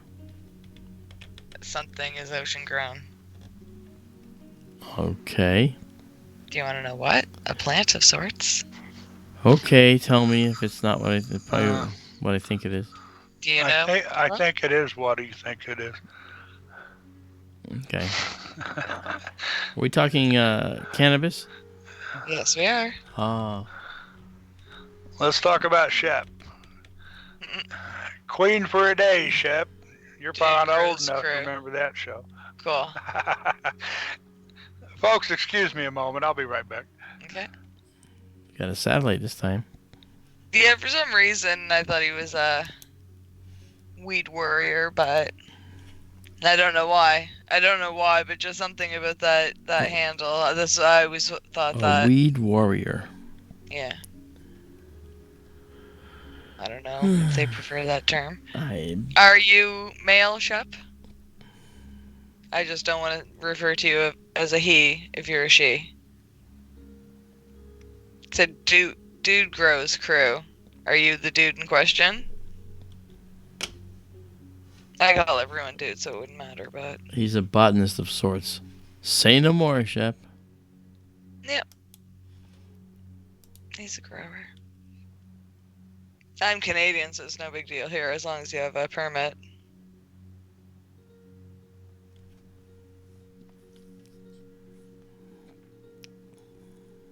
Now that we've outed Shep, let's get back to astronomy.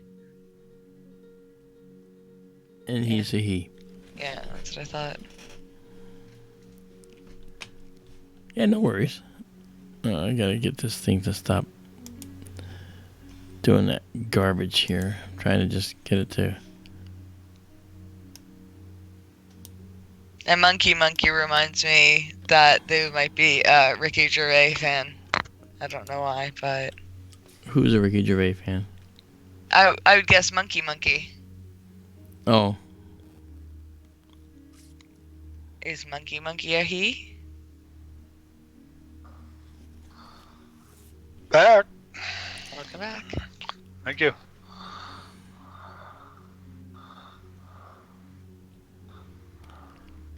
okay. Let's see what we got here. Okay, that's a better one. I love basil. I love it in tomato soup. Oh yeah. Basil Faulty. Basil. Basil Faulty. Basil Basil Rathbone. All right. Basil the rat. Basil Rathbone. Yeah, Basil Rathbone. Sherlock Holmes. Yep. He did some other neat movies back in the day too. Yep. Basil. And yes, the herb is basil, and of course basil is the name. So at least that's how we pronounce It's it. pronounced, well, in England they pronounce it basil. Well, yeah, they also have aluminium with extra. Aluminium? They add extra syllables there to aluminum. They have Benedict Cumberbatch too. Cumberbund or Cumberbatch? Well, I said Cumberbund, but I meant Cumberbatch. Okay.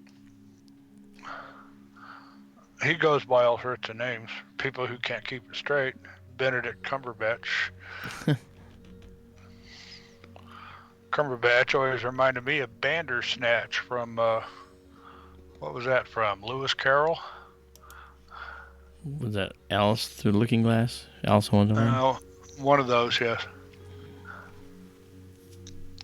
And Bandersnatch was also a name of a fearsome critter, again from Larry Niven, I think, and Jerry Purnell. Some of their short stories they used to do. Interesting. Yeah.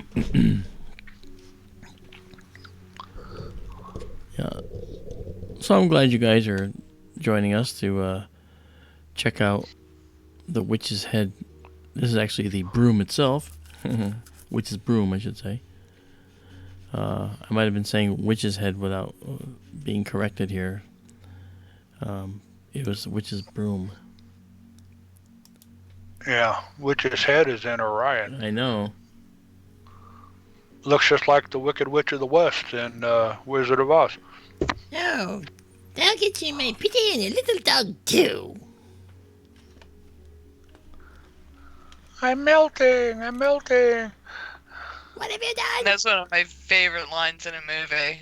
Oh, what a world. What a world, what a world. That's so funny. She's melting. Oh, what a world. Oh my god, that cracks me up. Yeah. I don't know why she said what a world, though. Because it's just cruel and unfair. Maybe. Yeah, I used to... The Wizard of Oz was always an odd movie to me. I was just always taken by the visuals in that movie. And it turned out that it was Doug Trumbull's father who did them. Really? Yeah. I had no idea. Yeah. Very cool. And That. so and Doug grew up in Los Angeles. I mean, he was a Hollywood boy, but the thing is, it was really interesting that when I watched Wizard of Oz as a kid, I'm watching his father's work, and I had no idea. But boy, oh boy, the lighting, the visuals, how that carried out, the fear was palpable. And I like, when they were looking down at the castle of the witch, and you see the marching soldiers. Remember that? The marching soldiers. Yo, Yes. you remember that? Yeah, And that the always- flying monkeys and made the a flying huge impression monkeys. on me. Yeah, me too. Yep. I got to see that movie in the theaters.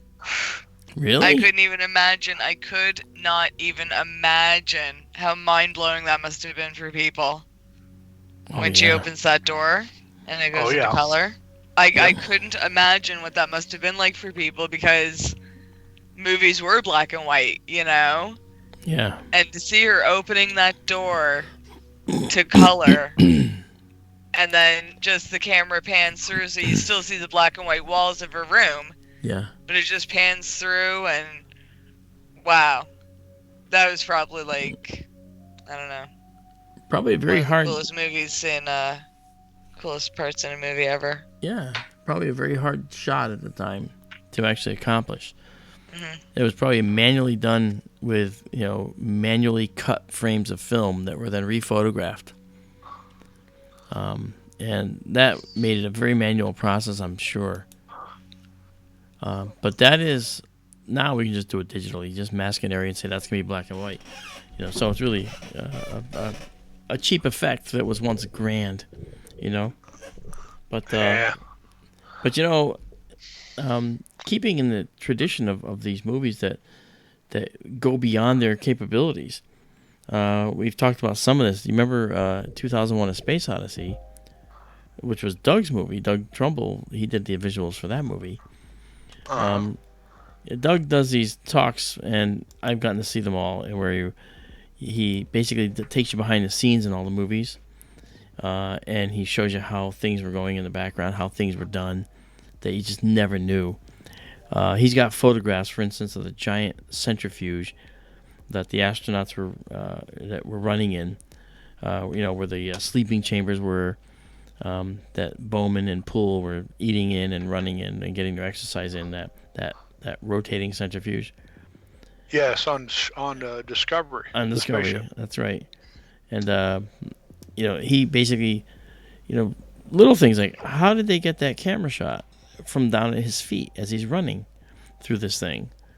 It's a complete cycle. Running through it, he's running, and you see the room going by and curving around above him because he's running inside of a big round room, right? A circular room. And yet the camera's locked down low near his feet, and you're traveling along with him. A stunning shot. How can they possibly do that? Well, they actually had the camera sticking up through this gigantic room set that was rolling on rollers. So it actually had a hole, it was two halves, and it was actually rolling, and they had the camera sticking up to actually film through the floor, and through the hole of him running. I think it was Bowman that was running. That stuff was just crazy. Nowadays, that shot like that was a piece of cake with a GoPro, for crying out loud. Balance for the fisheye. But then there's another shot near the end of 2001 where you see Bowman. I think it's Bowman, right? Wasn't Poole the one that was killed by Hal? I believe he was. Yes. Right. So Bowman is standing in front of a mirror, and he sees himself in his spacesuit, and he's in the bathroom in this big white room, white house, and you see from behind Bowman in his red spacesuit, you actually see him standing in front of the mirror. You're looking over his shoulder into the mirror. You see his face in the spacesuit, but it's a mirror. And if you remember at the time when this movie was made, there was no technology to take the camera out of the shot in that scene. See what I mean? There was no way to get the camera out of the shot. It had to be, and it would have been in the shot if it was a true mirror. And the answer, the way it was done, is there was no mirror. Okay, Doug came up with a concept to actually make it so that you didn't have to see the camera, because when you were looking at over the shoulder of the astronaut in the red astronaut suit, you were seeing some other guy in a red astronaut suit, And through the open frame that was supposed to be the mirror, you saw the actor, Cara Delea, I guess, that was playing Bowman in the actual red spacesuit, a second one, and he was looking back through at himself. And it was a complete replica, mirror imaged, of the bathroom behind him. A complete second set. So that's how they did the mirror scene without putting the camera in the view. They made a whole nother set that would have reflected in the mirror the way it would. See, isn't that crazy? I heard once that, of course the moon landings were faked, but they had Kubrick film them. Oh, God. So, for verisimilitude, Kubrick had to go to the moon to film the fake moon landing. Yes, that's right. That's right. Oh, yeah. Then there was, like, if you remember, when Haywood Floyd, the guy who was going up to the moon to see the monolith, yes, he's in the Pan Am Clipper, or no, he's in the Ares, and he's actually going to the moon, and his pen comes out of his pocket, and it's just floating there in the air, and the flight attendant comes over, grabs it, and just puts it back in his pocket. People don't realize that would not have been doable with strings and threads and to hold it up in the air, because you would very, very easily see the thread. They didn't have that compositing technology to remove that from the scene. You'd see the thread. Just like you see in the old Godzilla movies, you see the flying creatures being held up by actual wires. You see them being held up by the wires and supported, because they didn't get rid of them because they couldn't. So the question is, how did they do that pen? How did they actually get that pen? And the flight attendant goes over, plucks it off, out of the air, and puts it into Haywood Floyd's pocket. I used to know this. I forgot it. Well, it was actually quite simple when you think about it, but at the time that Doug came up with it, it was just novel and unique. And I'm not sure if it was a consensus, the number of them came up with it, but the bottom line was, in this effect, they actually had a circular pane of glass. Yes. And the camera was shooting through, and the pen was Yes. on a tiny piece of double stick tape on the glass. And the glass was rolling in front of the camera, and of course taking the pen with it. And when the flight attendant came up, she grabbed the pen very carefully, because otherwise she would put fingerprints on the glass. And then she pulled away from the glass, and it didn't leave any residue, and the shot continued. She puts it in the pocket of Haywood Floyd, and it was all done with glass. I thought that was hilarious. Really cool stuff. Yeah, I had the book, The Making of 2001, which was a massive paperback way back in the day when the movie came out, The Making of 2001, and they talked about practically every practical effect, I guess you'd call it nowadays, that they used in the movie. That and the centrifugal drum on Discovery, and the astronaut jogging on it, and how they did that, and how they created the so-called slit scan effect late in the movie when Bowman has gone through the Stargate. He's flying. That was called the Stargate sequence. Yeah, and that was actually Doug's whole. That was one of his main claims to fame. Actually, was that the slit scan. He made Jupiter that way too. Yeah, which is really fascinating. It was a fascinating book. Heck, I might still have that around here somewhere. Mm-hmm. I don't know. I'd have to go look out in the garage in one of the boxes full of books.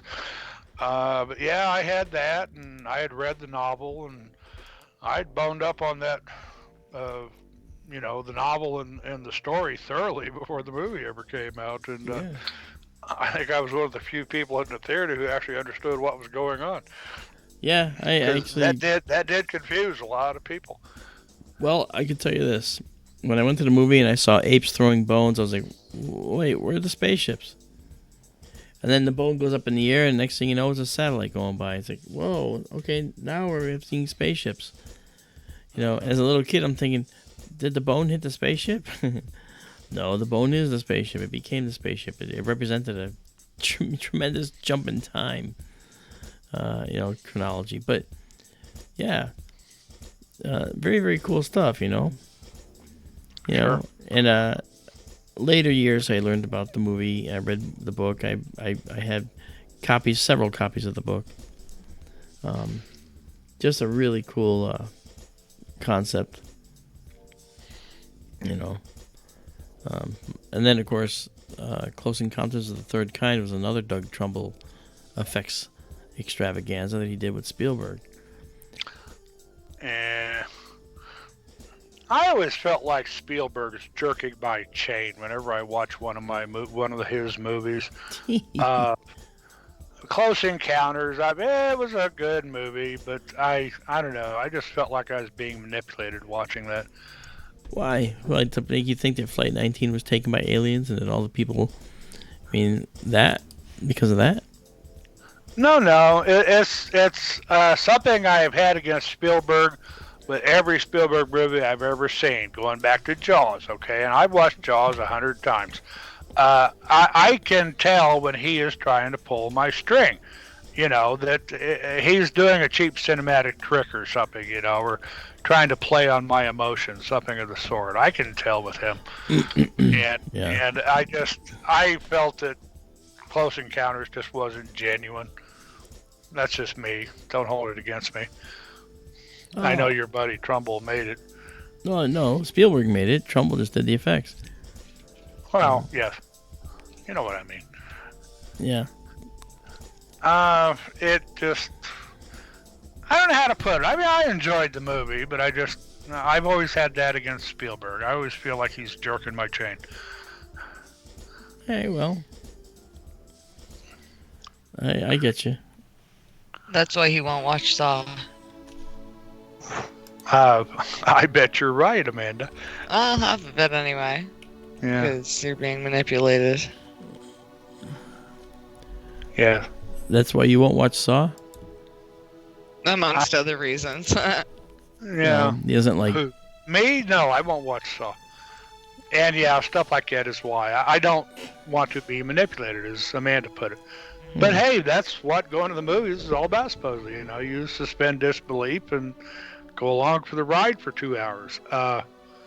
Something about it, all the Indiana Jones movies, they were the same way for me. I just felt like, well, here it goes again, and here's Spielberg pulling another stunt. I just felt like I saw through it. Yeah. Yeah, I never saw Schindler's List. I could only imagine with that movie.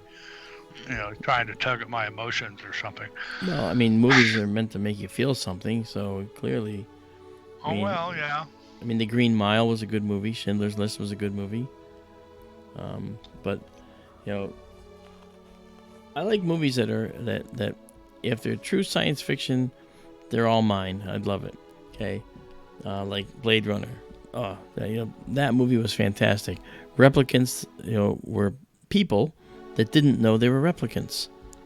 And the movie was about finding it when they found out, like Roy. Roy finds out, Rutger Hauer finds out he's a replicant, and he wanted longer life. Why is that such a problem? Why? It was a whole moral thing, Sure. And it leads to sooner or later when we get to the point of being able to manufacture organic robotic beings, this will be a junction we cross at some point. And then this kind of ties back to what we were talking about earlier, the metaphysical stuff. Yeah. I loved Blade Runner. Rutger Hauer, that was the first time I ever saw the guy, and that had to be one of the most impressive, first appearances that I ever saw an actor make. Yeah. I mean, he was something in that movie. Yeah, very good. It was very good. Harrison Ford, he's kind of a cardboard character by comparison. And I think Ford is like that in a lot of his movies. Yeah. Maybe he was different in American Graffiti, and the first Star Wars movie. But what can I say? Rutger Hauer was the brightest light in Blade Runner by far. Yeah. Hey, do you remember? Do you remember all the things he said? his soliloquy toward the end there. Yeah. Do you remember that? Like tears in rain. Tears Sure. Rain. I've seen things you little people couldn't believe. Attack Right. ships on fire off the shoulder of Orion, bright as magnesium. I rode on the back decks of a blinker and watched sea beams glitter in the dark near the Tannhauser Gate. Those Yep. moments, they'll be gone. I mean, Lost that, in time, yeah, like tears in rain. yeah. I thought that was fantastic. It just Yeah. that held me like you wouldn't believe. Yep. And it made him into a hero, actually, It did. because It did. he wasn't a nemesis anymore. He was just a guy who was fighting to live. When you realize that, you're like, wow, that's amazing. That's right, Tim F. I've seen things. You're right. It's just an amazing thing. And of course, Doug did Blade Runner too. Yeah. So Rutger Hauer, I mean, yeah, he made such an impressive debut in Blade Runner. And then the next movie I saw him in was The Hitchhiker. Which, oh my God, what was he thinking? I mean, he was really good at it, but he was the demon, the evil in the movie. Yeah. He was good at it, but it was kind of shocking seeing that. Yeah. After his debut in Blade Runner. Yeah. And Hauer has done some others like that. One of his last movies was called Hobo with a Shotgun. That's right. Which is what it sounds like. It's some bum with a shotgun going around That's right. doing what bums with shotguns do. One of his favorite roles I really liked, old girlfriend loved this movie, was, oh God, now I can't think of the name. He was a knight, Lady Hawk. Yeah, Lady Hawk. Oh, Lady Hawk, yeah. Yeah, Michelle Pfeiffer was his love, and some wizard, bishop, something or other had cursed them both to where she was a hawk in the daytime, I think, and he was a wolf at night. Yeah. And the only time they ever got to see each other was at sunrise and sunset when they both, changed sides. He would turn back into a knight, and she would turn back into a hawk. And I always envied Matthew Broderick, who I can't stand. I always envied Matthew Broderick and Lady Hawk because he got to hang out with both of them, And Rutger Hauer, he was really something in that movie. He was very impressive. He played a knight, and I thought he just excelled in that movie. Okay, I don't remember. I don't think I ever watched it. Oh, highly recommend it. Huh. Yeah, hey, Michelle Pfeiffer. Her name was Isabeau in the movie. Okay. Yeah, I highly recommend that. I bet you'd enjoy it, Mark. All right. Well, I'll consider it. Captain Kirk, I shall consider it. Let's do some astronomy. Well, this is all bordering on the same thing. We're talking about off-world stuff. We're talking about science fiction. Science fiction was born out of the science of astronomy, actually.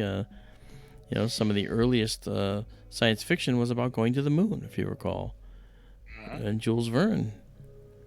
Did you ever actually watch the silent film Journey to the Moon? Was it with Verne's movie about going to the moon? Did you ever watch that? Is that the one where it looked like a big cannon shell pierced the moon's eye? Yeah. Looked like a custard pie or something. Yeah. Have I seen the whole thing? I don't remember. I've seen clips of it. I've seen that show, certainly. Yeah. Because the person that did the effects for that, I think, if I'm not getting it confused, was the one for whom Doug got his Academy Award. It was a French guy, wasn't it? Yeah. Yeah, I'm trying to remember the name now. I feel kind of bad. I don't remember it. Probably because I'm a little bit tired. I did go to bed at 3 o'clock this morning, and I've been up all day, having a good time, waiting for a clear night, and we got yet another clear night. Yeehaw! Yeehaw! Yeah, and Amanda's still with us in the background here. I'm here. Yeah, I'm here. Have you seen any of these movies that we're talking about? No. That's Amanda, why you, I'm not throwing my 2 cents in. I thought that's why you were being so quiet. oh, you would love Lady Hawk, Amanda. It's a nice movie. And Rutger Hauer doesn't behead anybody in that movie. Oh, that's good. To know. I don't remember. He is a knight. He's a really tough guy. Oh, maybe He fights in the movie. He may not take anyone's head off, but he definitely fights in the course of the movie. Mm-hmm. Well, if you can watch Saw, you can watch Lady Hawk, Amanda. Michelle Pfeiffer. Is that the trade-off? I have to watch Saw if she watches Lady Hawk. I'm not sure. They wanna hear about my movies. Well, I told you about my movies. Saw. That's my. But I really don't know how to tie that into astronomy. If I can think of a way, I will. No. I tie Pokemon in quite often. I tie Sailor Moon in quite often. Yeah, you do. Movies, I see a lot of movies. And I haven't seen a lot of the classics, but one year, maybe in 2020, I'll start at the beginning of the year with like the top 100 all-time greatest movies and try to make my way through. Hey, Keisha Fowler. Just saying hi to you. You said hi, so I'm saying hi back. She's Hello, a fellow Keisha. gender-free TV warrior mod. Hello, Keisha. Nice.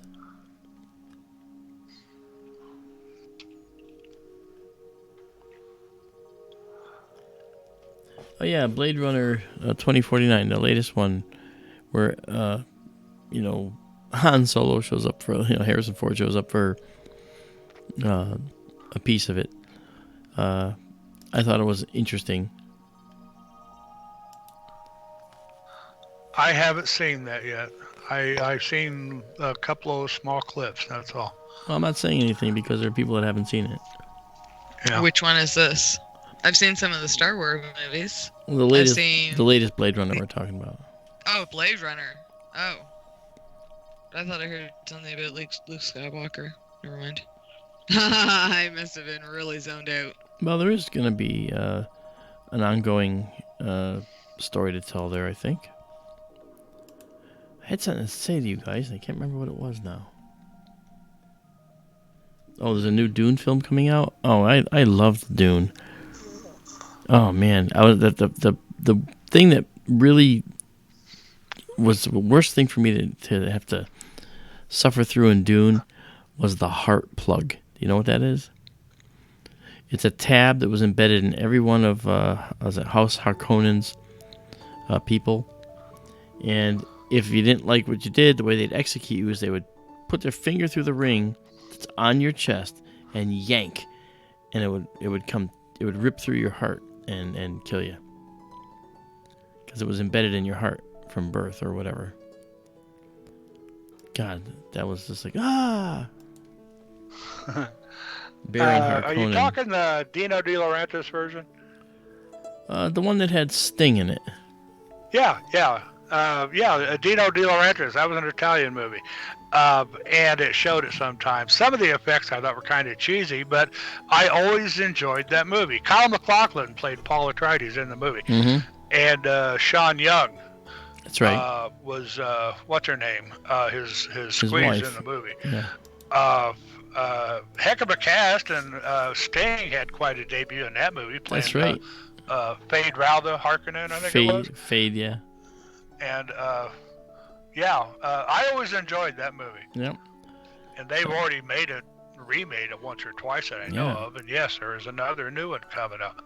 For you are the Quitsack Hatterack. And then Muad'Dib, my name is a killing name. My name is a killing word. Remember that? They would say Muad'Dib, and like those things would fire. It's like, wow. Yeah, well, Kyle MacLachlan, the guy that played Paul Atreides in Dune, in this version, he was hot property back then. I think that movie came out like 1984 or something, and he. Sounds right. I want to say it was right after maybe the original, or was it later? He was in Twin Peaks, and he did some other kind of off-the-wall movies, and he was hot property back in the day. Wow. He did a cool sci-fi movie called The Hidden too, which was he was like an interstellar FBI agent. Came to Earth following an evil alien who was going around possessing humans' bodies and basically running them into the ground. Every one of them doing evil things. And McLaughlin was there to stop him. And at one point, the alien, who had just invested the body of a guy running for president, well, the alien goes, "I want to be president." And McLaughlin had to stop him. That's actually a really good movie. It's a crazy movie too. Crazy action scenes in it. Mm-hmm. Stacy, why'd you take your comment back? Because I liked it. What was her comment? I can't tell you. She retracted it. She didn't want anyone to see it now. Don't eat, baby. Excuse me? You heard me. Wow. Boy, you're something. I'm something else. Yes. You are not the beast from 40 fathoms or whatever it is. Remember that movie? Nope. Vaguely, yes. There was another movie that had to do with it was called Crack in the World. Do you remember that one? Was that where they were digging the borehole? Yes, and they started. They could have cracked the world in half because there were fissures that were forming. They were based in that borehole, so they had to go down the borehole and, I forget if they had to drop a nuclear or something to like seal the hole or whatever, to seal the fissures. Those cheesy things, Yeah. Oh, one like that was the old classic version of Journey to the Center of the Earth. Well, yeah, Arnie Sacknussemm, remember the Journey to the Center of the Earth? Yeah. That was a cool movie. I mean, I saw that when I was a little kid. That made a big impression on me. The Astro Live channel, Spice's Life. Are you a third stage navigator? Yeah. And everybody, going back to Dune for a second, what was it with the Harkonnens? They had pimples that had to be they always had to go in and have these blisters drained. It was what a disgusting life, huh? Party till you puke, I guess. Yeah, that was Baron Harkonnen. Yeah, Baron Harkonnen, right? Yeah, he would go lay down on a table and they'd lance his boils or something like that. Yeah, it was really gross. It really was. Too much partying, I guess. Yeah, and it was the Harkonnen clan.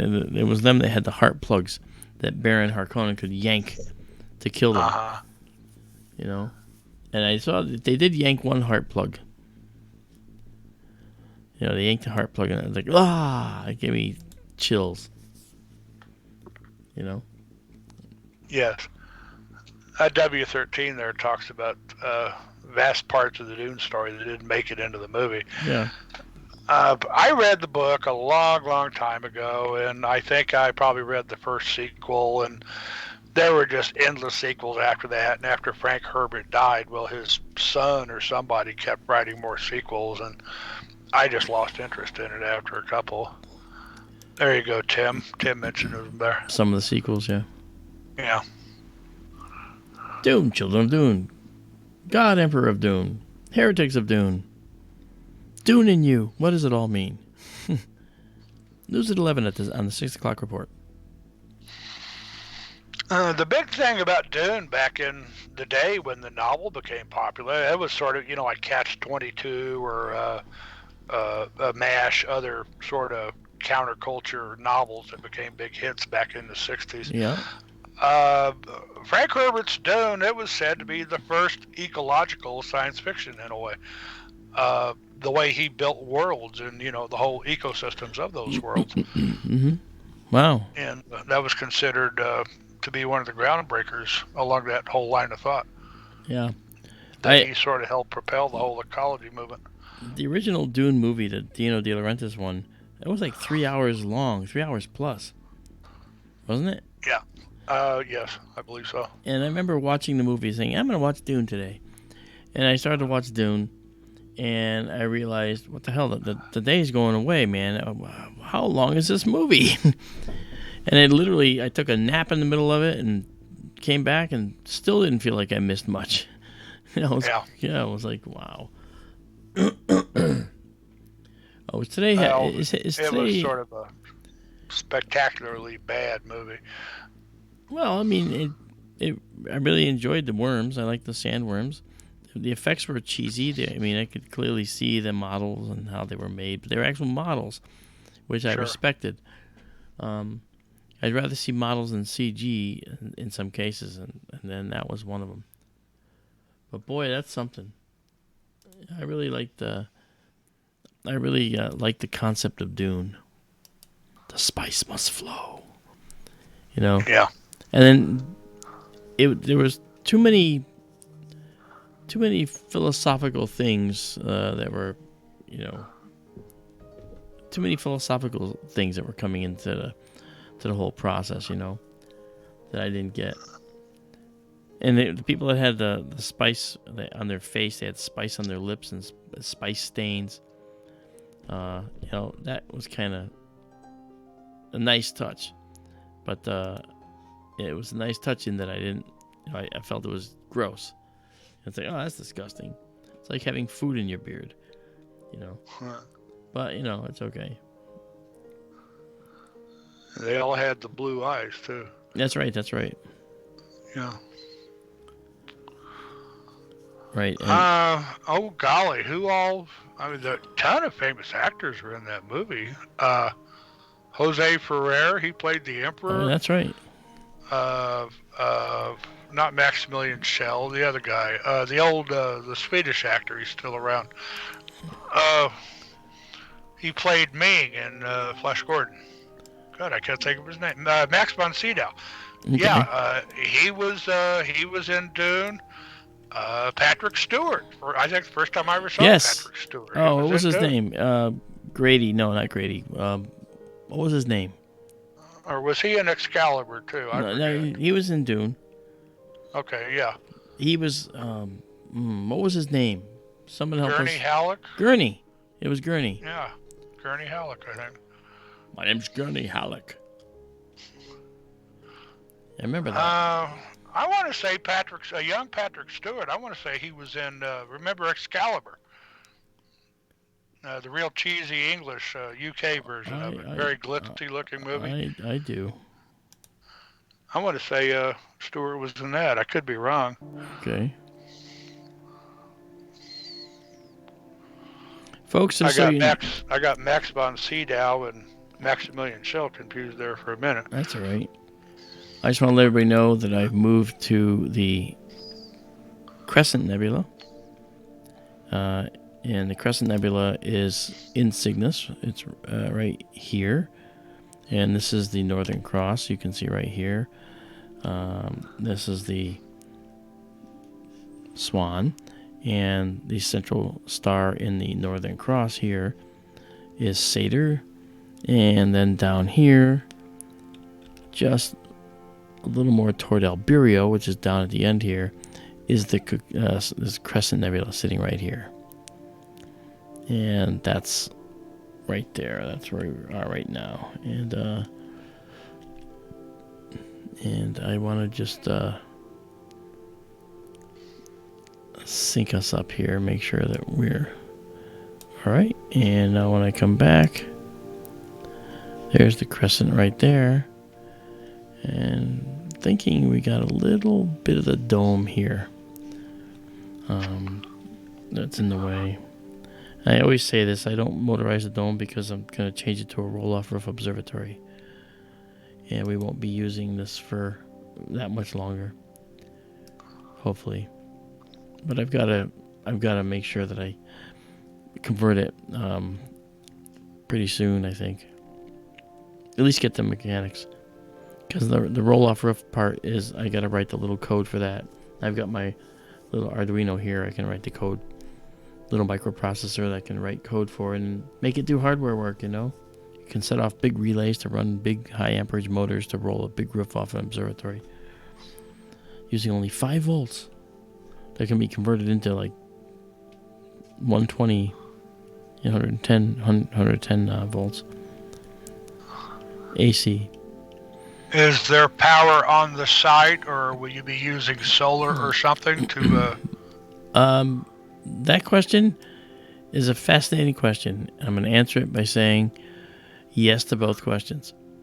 There is power on the site, but it is solar-based power. So Yeah. I kind of wondered. Yeah, and I will be using that. And the solar-based power is really strong. There's a lot of spare power. I know because I helped Chuck set up the with his solar panels. I didn't help set up. I helped for a day with him. I helped him working on the solar panels, and I got to see all the storage facility for all the power. Cool. Yeah, and the solar panels are very cheap. These 4x8 panels are $1,200 a piece, and now they're probably even less. Yeah.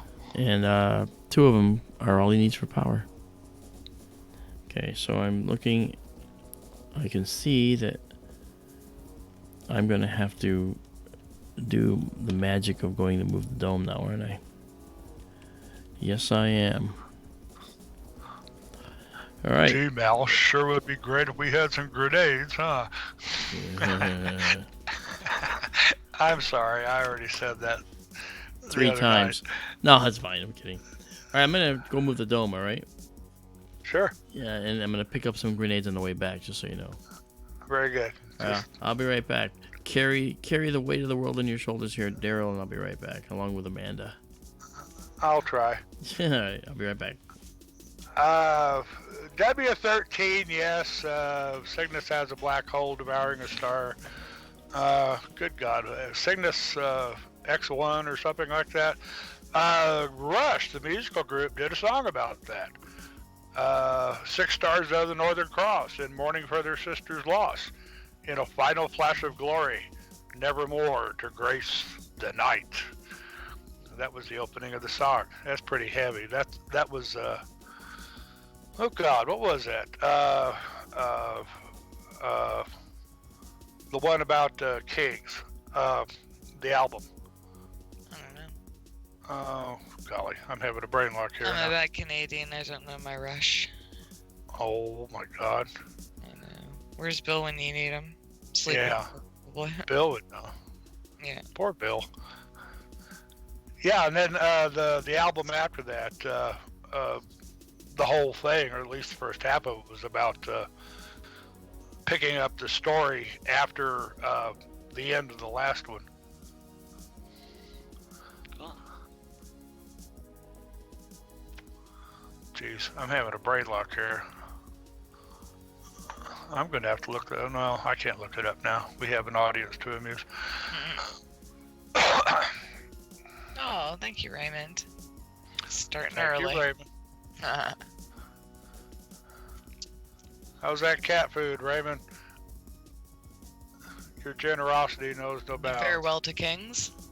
Thank you. Yes, a farewell to Kings. Yes, the Rush that's album. Astro Farewell to Live. Kings. Thank you, Astro. Okay, thank you, Astro. Excellent. That's my favorite Rush album, in fact. The first side's great.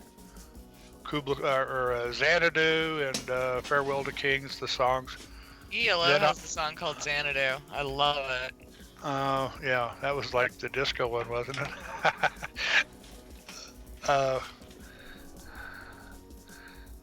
Yeah, Farewell to Kings. Thank you. Hey, Raymond, thank you. Yeah, back just in time before I started singing. Oh, really? You gonna sing? I was a little. Okay, I'm quiet. Go for it. No. Ladies and gentlemen, the Amanda moment's Curran passed. shall now sing. No. No, you can't. I was singing Xanadu by ELO. I don't know if anyone heard that or not. I think you need to sing. You said you're gonna. I did. And? And Look at that. There's the Crescent Nebula. waiting to see if anyone comes back with bleeding ears. Oh, All right. Sang low enough. What? I said, all right, Shep. Well, we're reminiscing about Rush and concerts and Rush was my Good time. Rush was my favorite band. when I was playing drums, and you guys, I've told you this, my drum teacher was Chris Wink, who was the founder of Blue Man Group. And I spent 3 years with Chris learning how to play drums, and I got quite an education from that guy, let me tell you. And I was a big fan of Neil Peart, and I used to practice playing Rush songs and their music. And Neil Peart plays drums very different from other people. Yes, he keeps the time, but he's also taking the lead quite a bit. You know?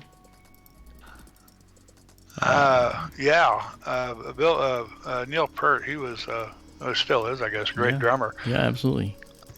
Yeah, I know, I guess they're retired now, but seemed like I read something about him just recently. Another guy like that, drummer, was Bill Bruford, who played for Yes back in the day, like when they did the Fragile album, Roundabout, and all those songs. Yeah. Bill Bruford could really take off on a set of drums, and he'd, as you say, it's sort of like he's playing the lead almost at times. And he would have 3 different signatures going at the same time. Just really amazing drummer. When he left Yes, he moved on to King Crimson, I think, and been with other bands too over time. He's still around too. Wow.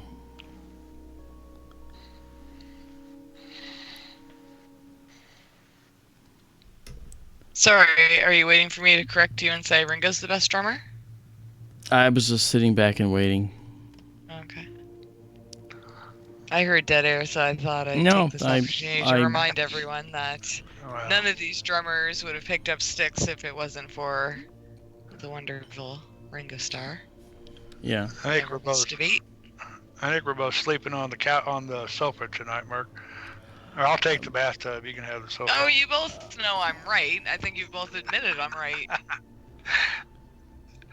I bet Neil Peart could play about 10 times as many drums at one time as Ringo could, though. Get out of You ever seen his drum set? Good grief, the thing is huge. Yeah, and that's what Chris Wink's drum set was like. And he had to tell me, okay, just play these. Don't try to be fancy and play all these. You know? Ringo didn't need any big fancy sets. He could make it sound like he was playing a million drums. He was that good. There's only so far you can go with that. Well, yeah, and Ringo's at the top of the top. Ringo actually had he had a capability of keeping time unlike any other drummer. He was the most syncopated drummer I've ever known. That's right. And I've learned syncopation from Ringo Starr in my drumming. Dave Grohl's a massive fan. What? Dave Grohl is a massive Ringo fan. Okay. He credits his whole career to Ringo. Yeah. Ringo. You may notice that this is a little rough looking, and that's because we have high clouds now.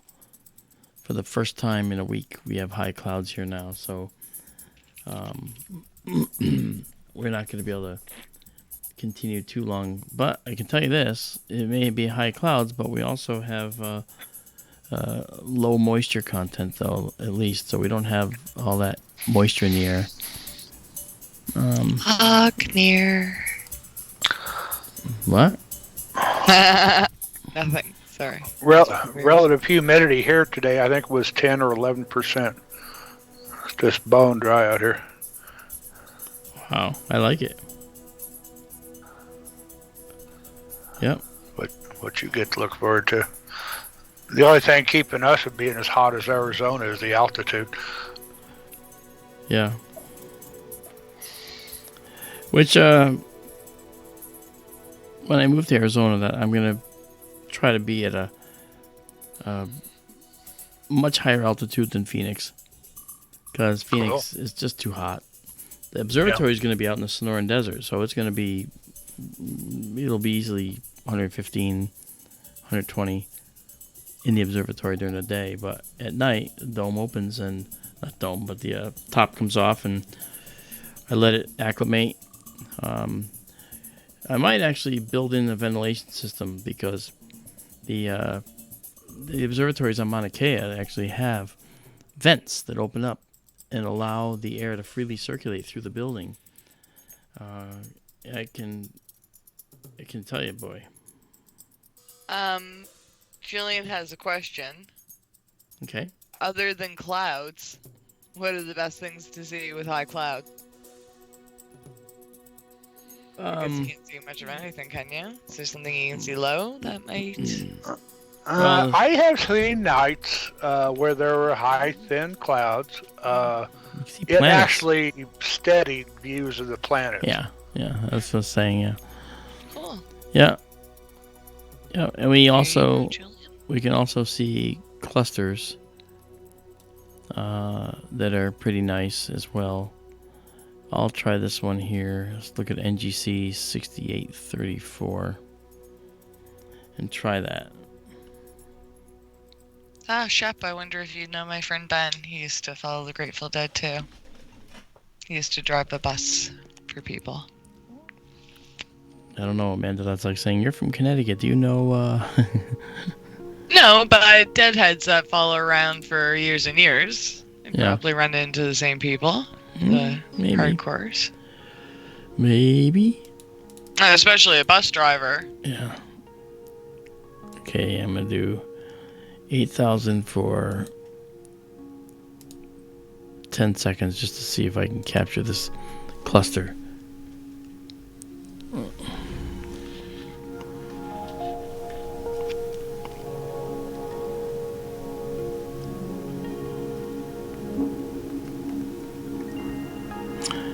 Yeah, you can see it's a little dark.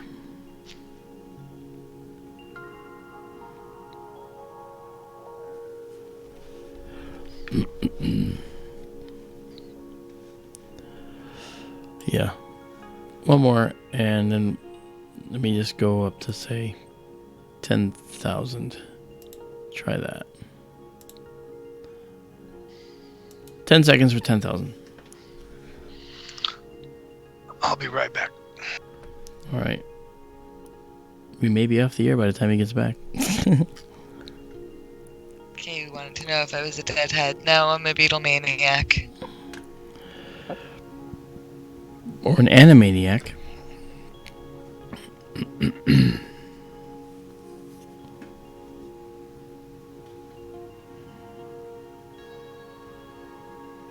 Astor wants to know how the Veil Nebula worked out. Any way you can show him? Yep, there sure is. Let me show you. Right. Back. Okay. Tea was gone, so I had to grab some water. Okay. Yeah, show them that veil picture, Mark. Yeah, the veil turned out very interesting. Ended up learning a few new techniques, but here we go. This is the veil.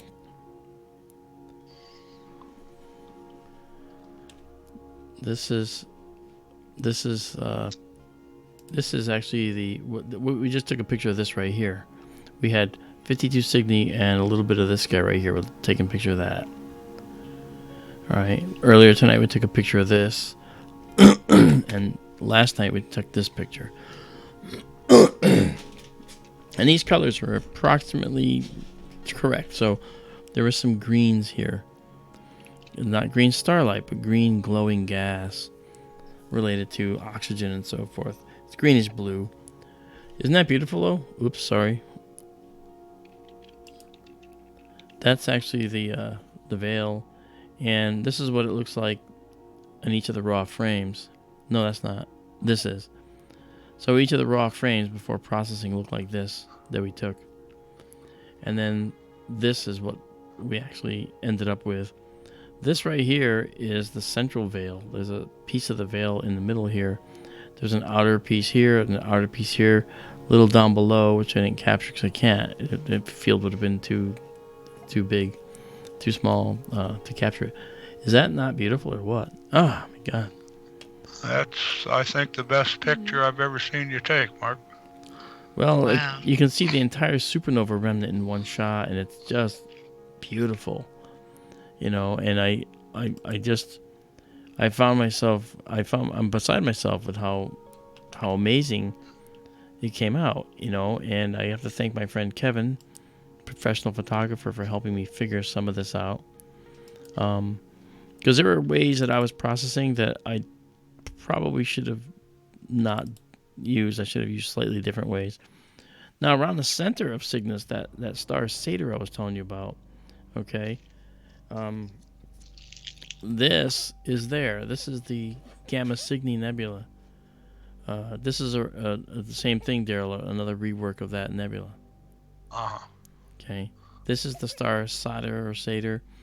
This star is 1800 and some odd light years from us, but this is another 4,900 light years. This is 4,900 light years away. So it's thank you, Raymond. So this is actually much further away, and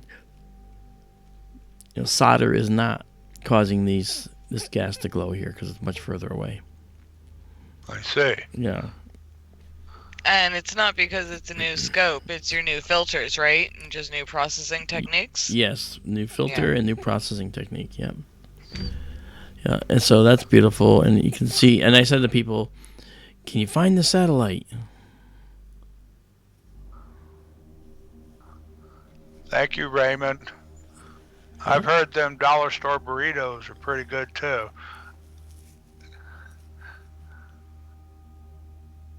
I don't see it.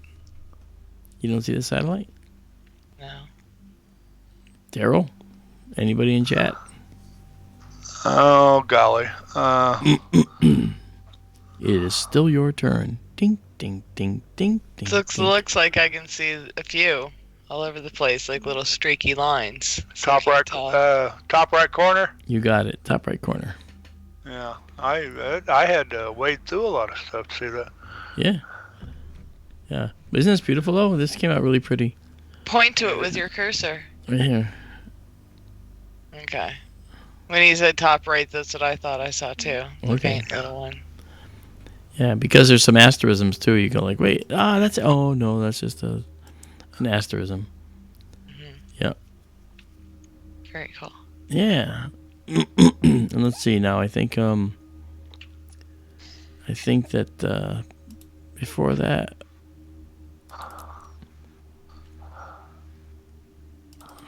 was this one that we took, the lagoon. And then we had the Trifid Nebula that we took. And the Trifid is this guy right here. Let me grab it. See? This nebula is beautiful for me because it actually shows us something really special, and that is we can actually see this beautiful blue reflection nebula. And this particular image is really nice because the night was really good the other night. You can see the beautiful pink stellar nursery, okay, the singly ionized hydrogen gas that when the electrons recombine, it glows this beautiful red. But you can also see this feathery material out here. This is feathery gas that is being that is intercepting the light from this star and some of the others, and it's causing the light to scatter in the same way that we get blue sky. The light from the sun enters our atmosphere, and the molecules in the atmosphere, the nitrogen and the oxygen, are very efficient at absorbing all the light. However, they allow the red light to pass through, and the blue light they kick out in all directions. They just radiate this blue light everywhere, and that's called scattering. And that's what this is doing. That's why we have reflection nebulae that are blue like this, right? And you can see some of the dark gas that's in our Milky Way. There's plenty of it elsewhere here, but we can't see the full extent here. But You can see the dark gas fade out Yeah, toward the sides in a few like places. right here. Yeah. But isn't this really pretty? This is. It just shows. It looks sort of like feathery. It's sort of feathery here, and that's just as much as we could capture. And seeing stars makes you feel like you're seeing through to some long distance. In fact, your vision's being stopped by dark clouds of dust in the way. So that's that. Those are the images that we saw. We've got some high clouds now that are effectively bringing our evening to a close, my friends. I really apologize for that because I'd love to show you more things. But we've been going for 2.5 hours now. That's good. Good stopping point, I guess. Yeah. Leave them wanting more. Well, I leave me wanting more,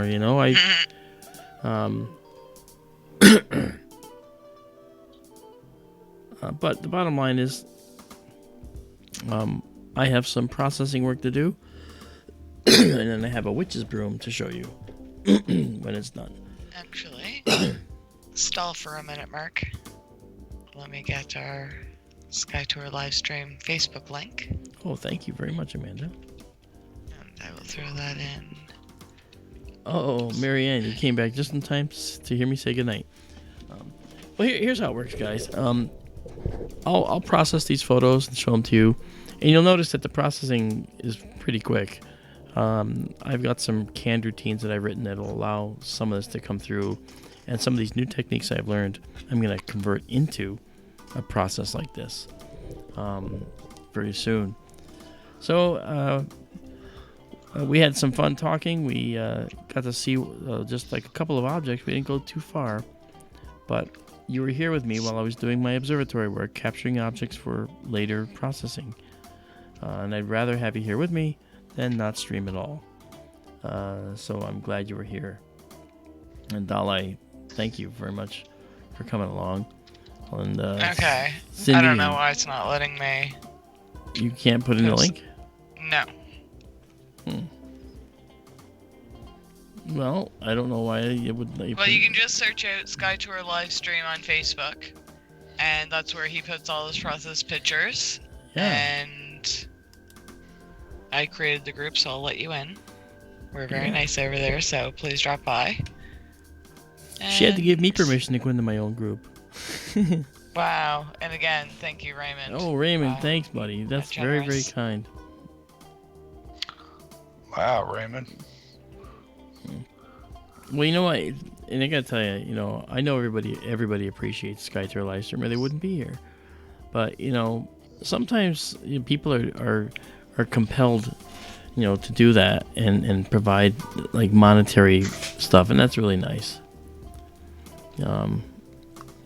Hey, Keith's here. Hi, Keith. And we thank you for that. We don't do this for money, but we do it for the love, and you show your love in a lot of ways. Okay, there we go. Sorry, right. It's in chat now. Thank you. You guys show your love by being here, and sometimes you show your love by donating. That's wonderful. It's never expected. It's always totally appreciated. It humbles me greatly to think that someone wants to provide us money to continue to do what we do. I'm just stunned by that. But you know what? Thanks, guys, and I look forward to seeing you again soon. Remember, tell a friend. That really helps us too. Yeah. Share our Facebook page and join our Facebook page. And as Amanda says. Tweet. Be tweeters. And I just want to say I want to thank Astro Live for being here. Cindy Murphy, D. Smith, Daryl, of course, and you, Amanda. Dalai, Julian, Katie Q, Marianne, Neutrino, and Keith at P&K Space Imaging. Don't miss those guys. They're fantastic. Planets and the moon.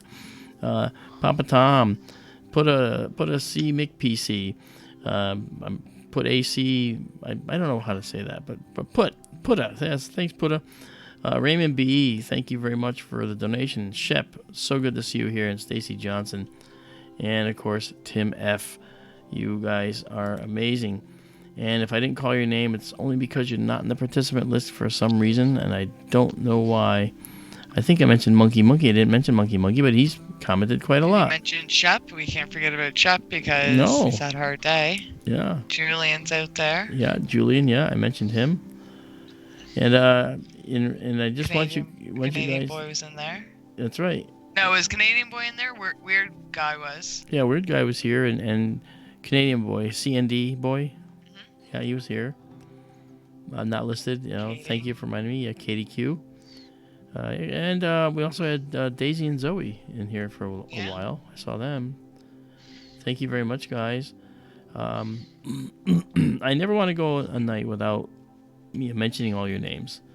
And it kills me if I miss a name because I really intend to say every single person's name.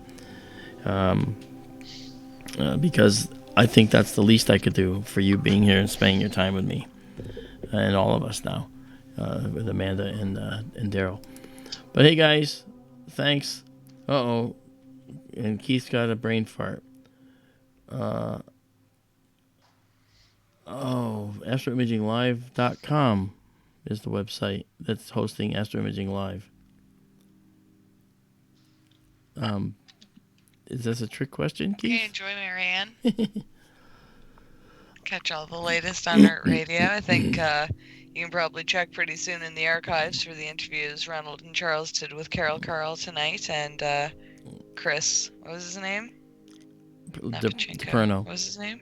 Chris DePerno. Yeah. And Marianne is supposed to go on with Ronald as well. She's supposed to be a guest, right? Yeah. That's fantastic. Fan-freaking-tastic. Yeah, he gets a lot of people over there. I think Alan B. Smith has been on. I'm sure he'd love to have you on, Mark. And Daryl, I know he'd love to have you on. Sure he would. Daryl's great. Yeah, it's fun over there. Monkey writes, Monkey. I mentioned your name. But thanks, man. Yeah, I mentioned your name. I went, ee-wah, Fantastic. Well, okay, folks. I want to just say thanks once again. And now we're going to... we got to kill the stream because clouds are coming in. I got to get the telescope under cover and, of course, put the desiccant in there to start getting rid of moisture that builds up. So you guys have a good night, and we will talk to you again. If tomorrow night's clear, guess what we'll be doing? We will be here again. Well, I will be, and hopefully Amanda and Daryl can join if they can. If not, well, that's totally understandable. Depends on when you start. I have a play tomorrow. Okay, thank you for telling me that. I think it's going to be a tearjerker. Yeah, but I mean, I'm an hour ahead, so I might still be home before you're done. Oh, maybe so. First started, yeah. All right. Well, thank you, Amanda. Thank you, Daryl. You're welcome. Thanks for having me. Chat. Good night, Amanda. Yeah. Good night, everybody. And I want to just thank everybody in the chat. You guys make it all happen. So we will see you maybe as soon as tomorrow. So good night, all, and remember, keep looking up. Except while you're driving.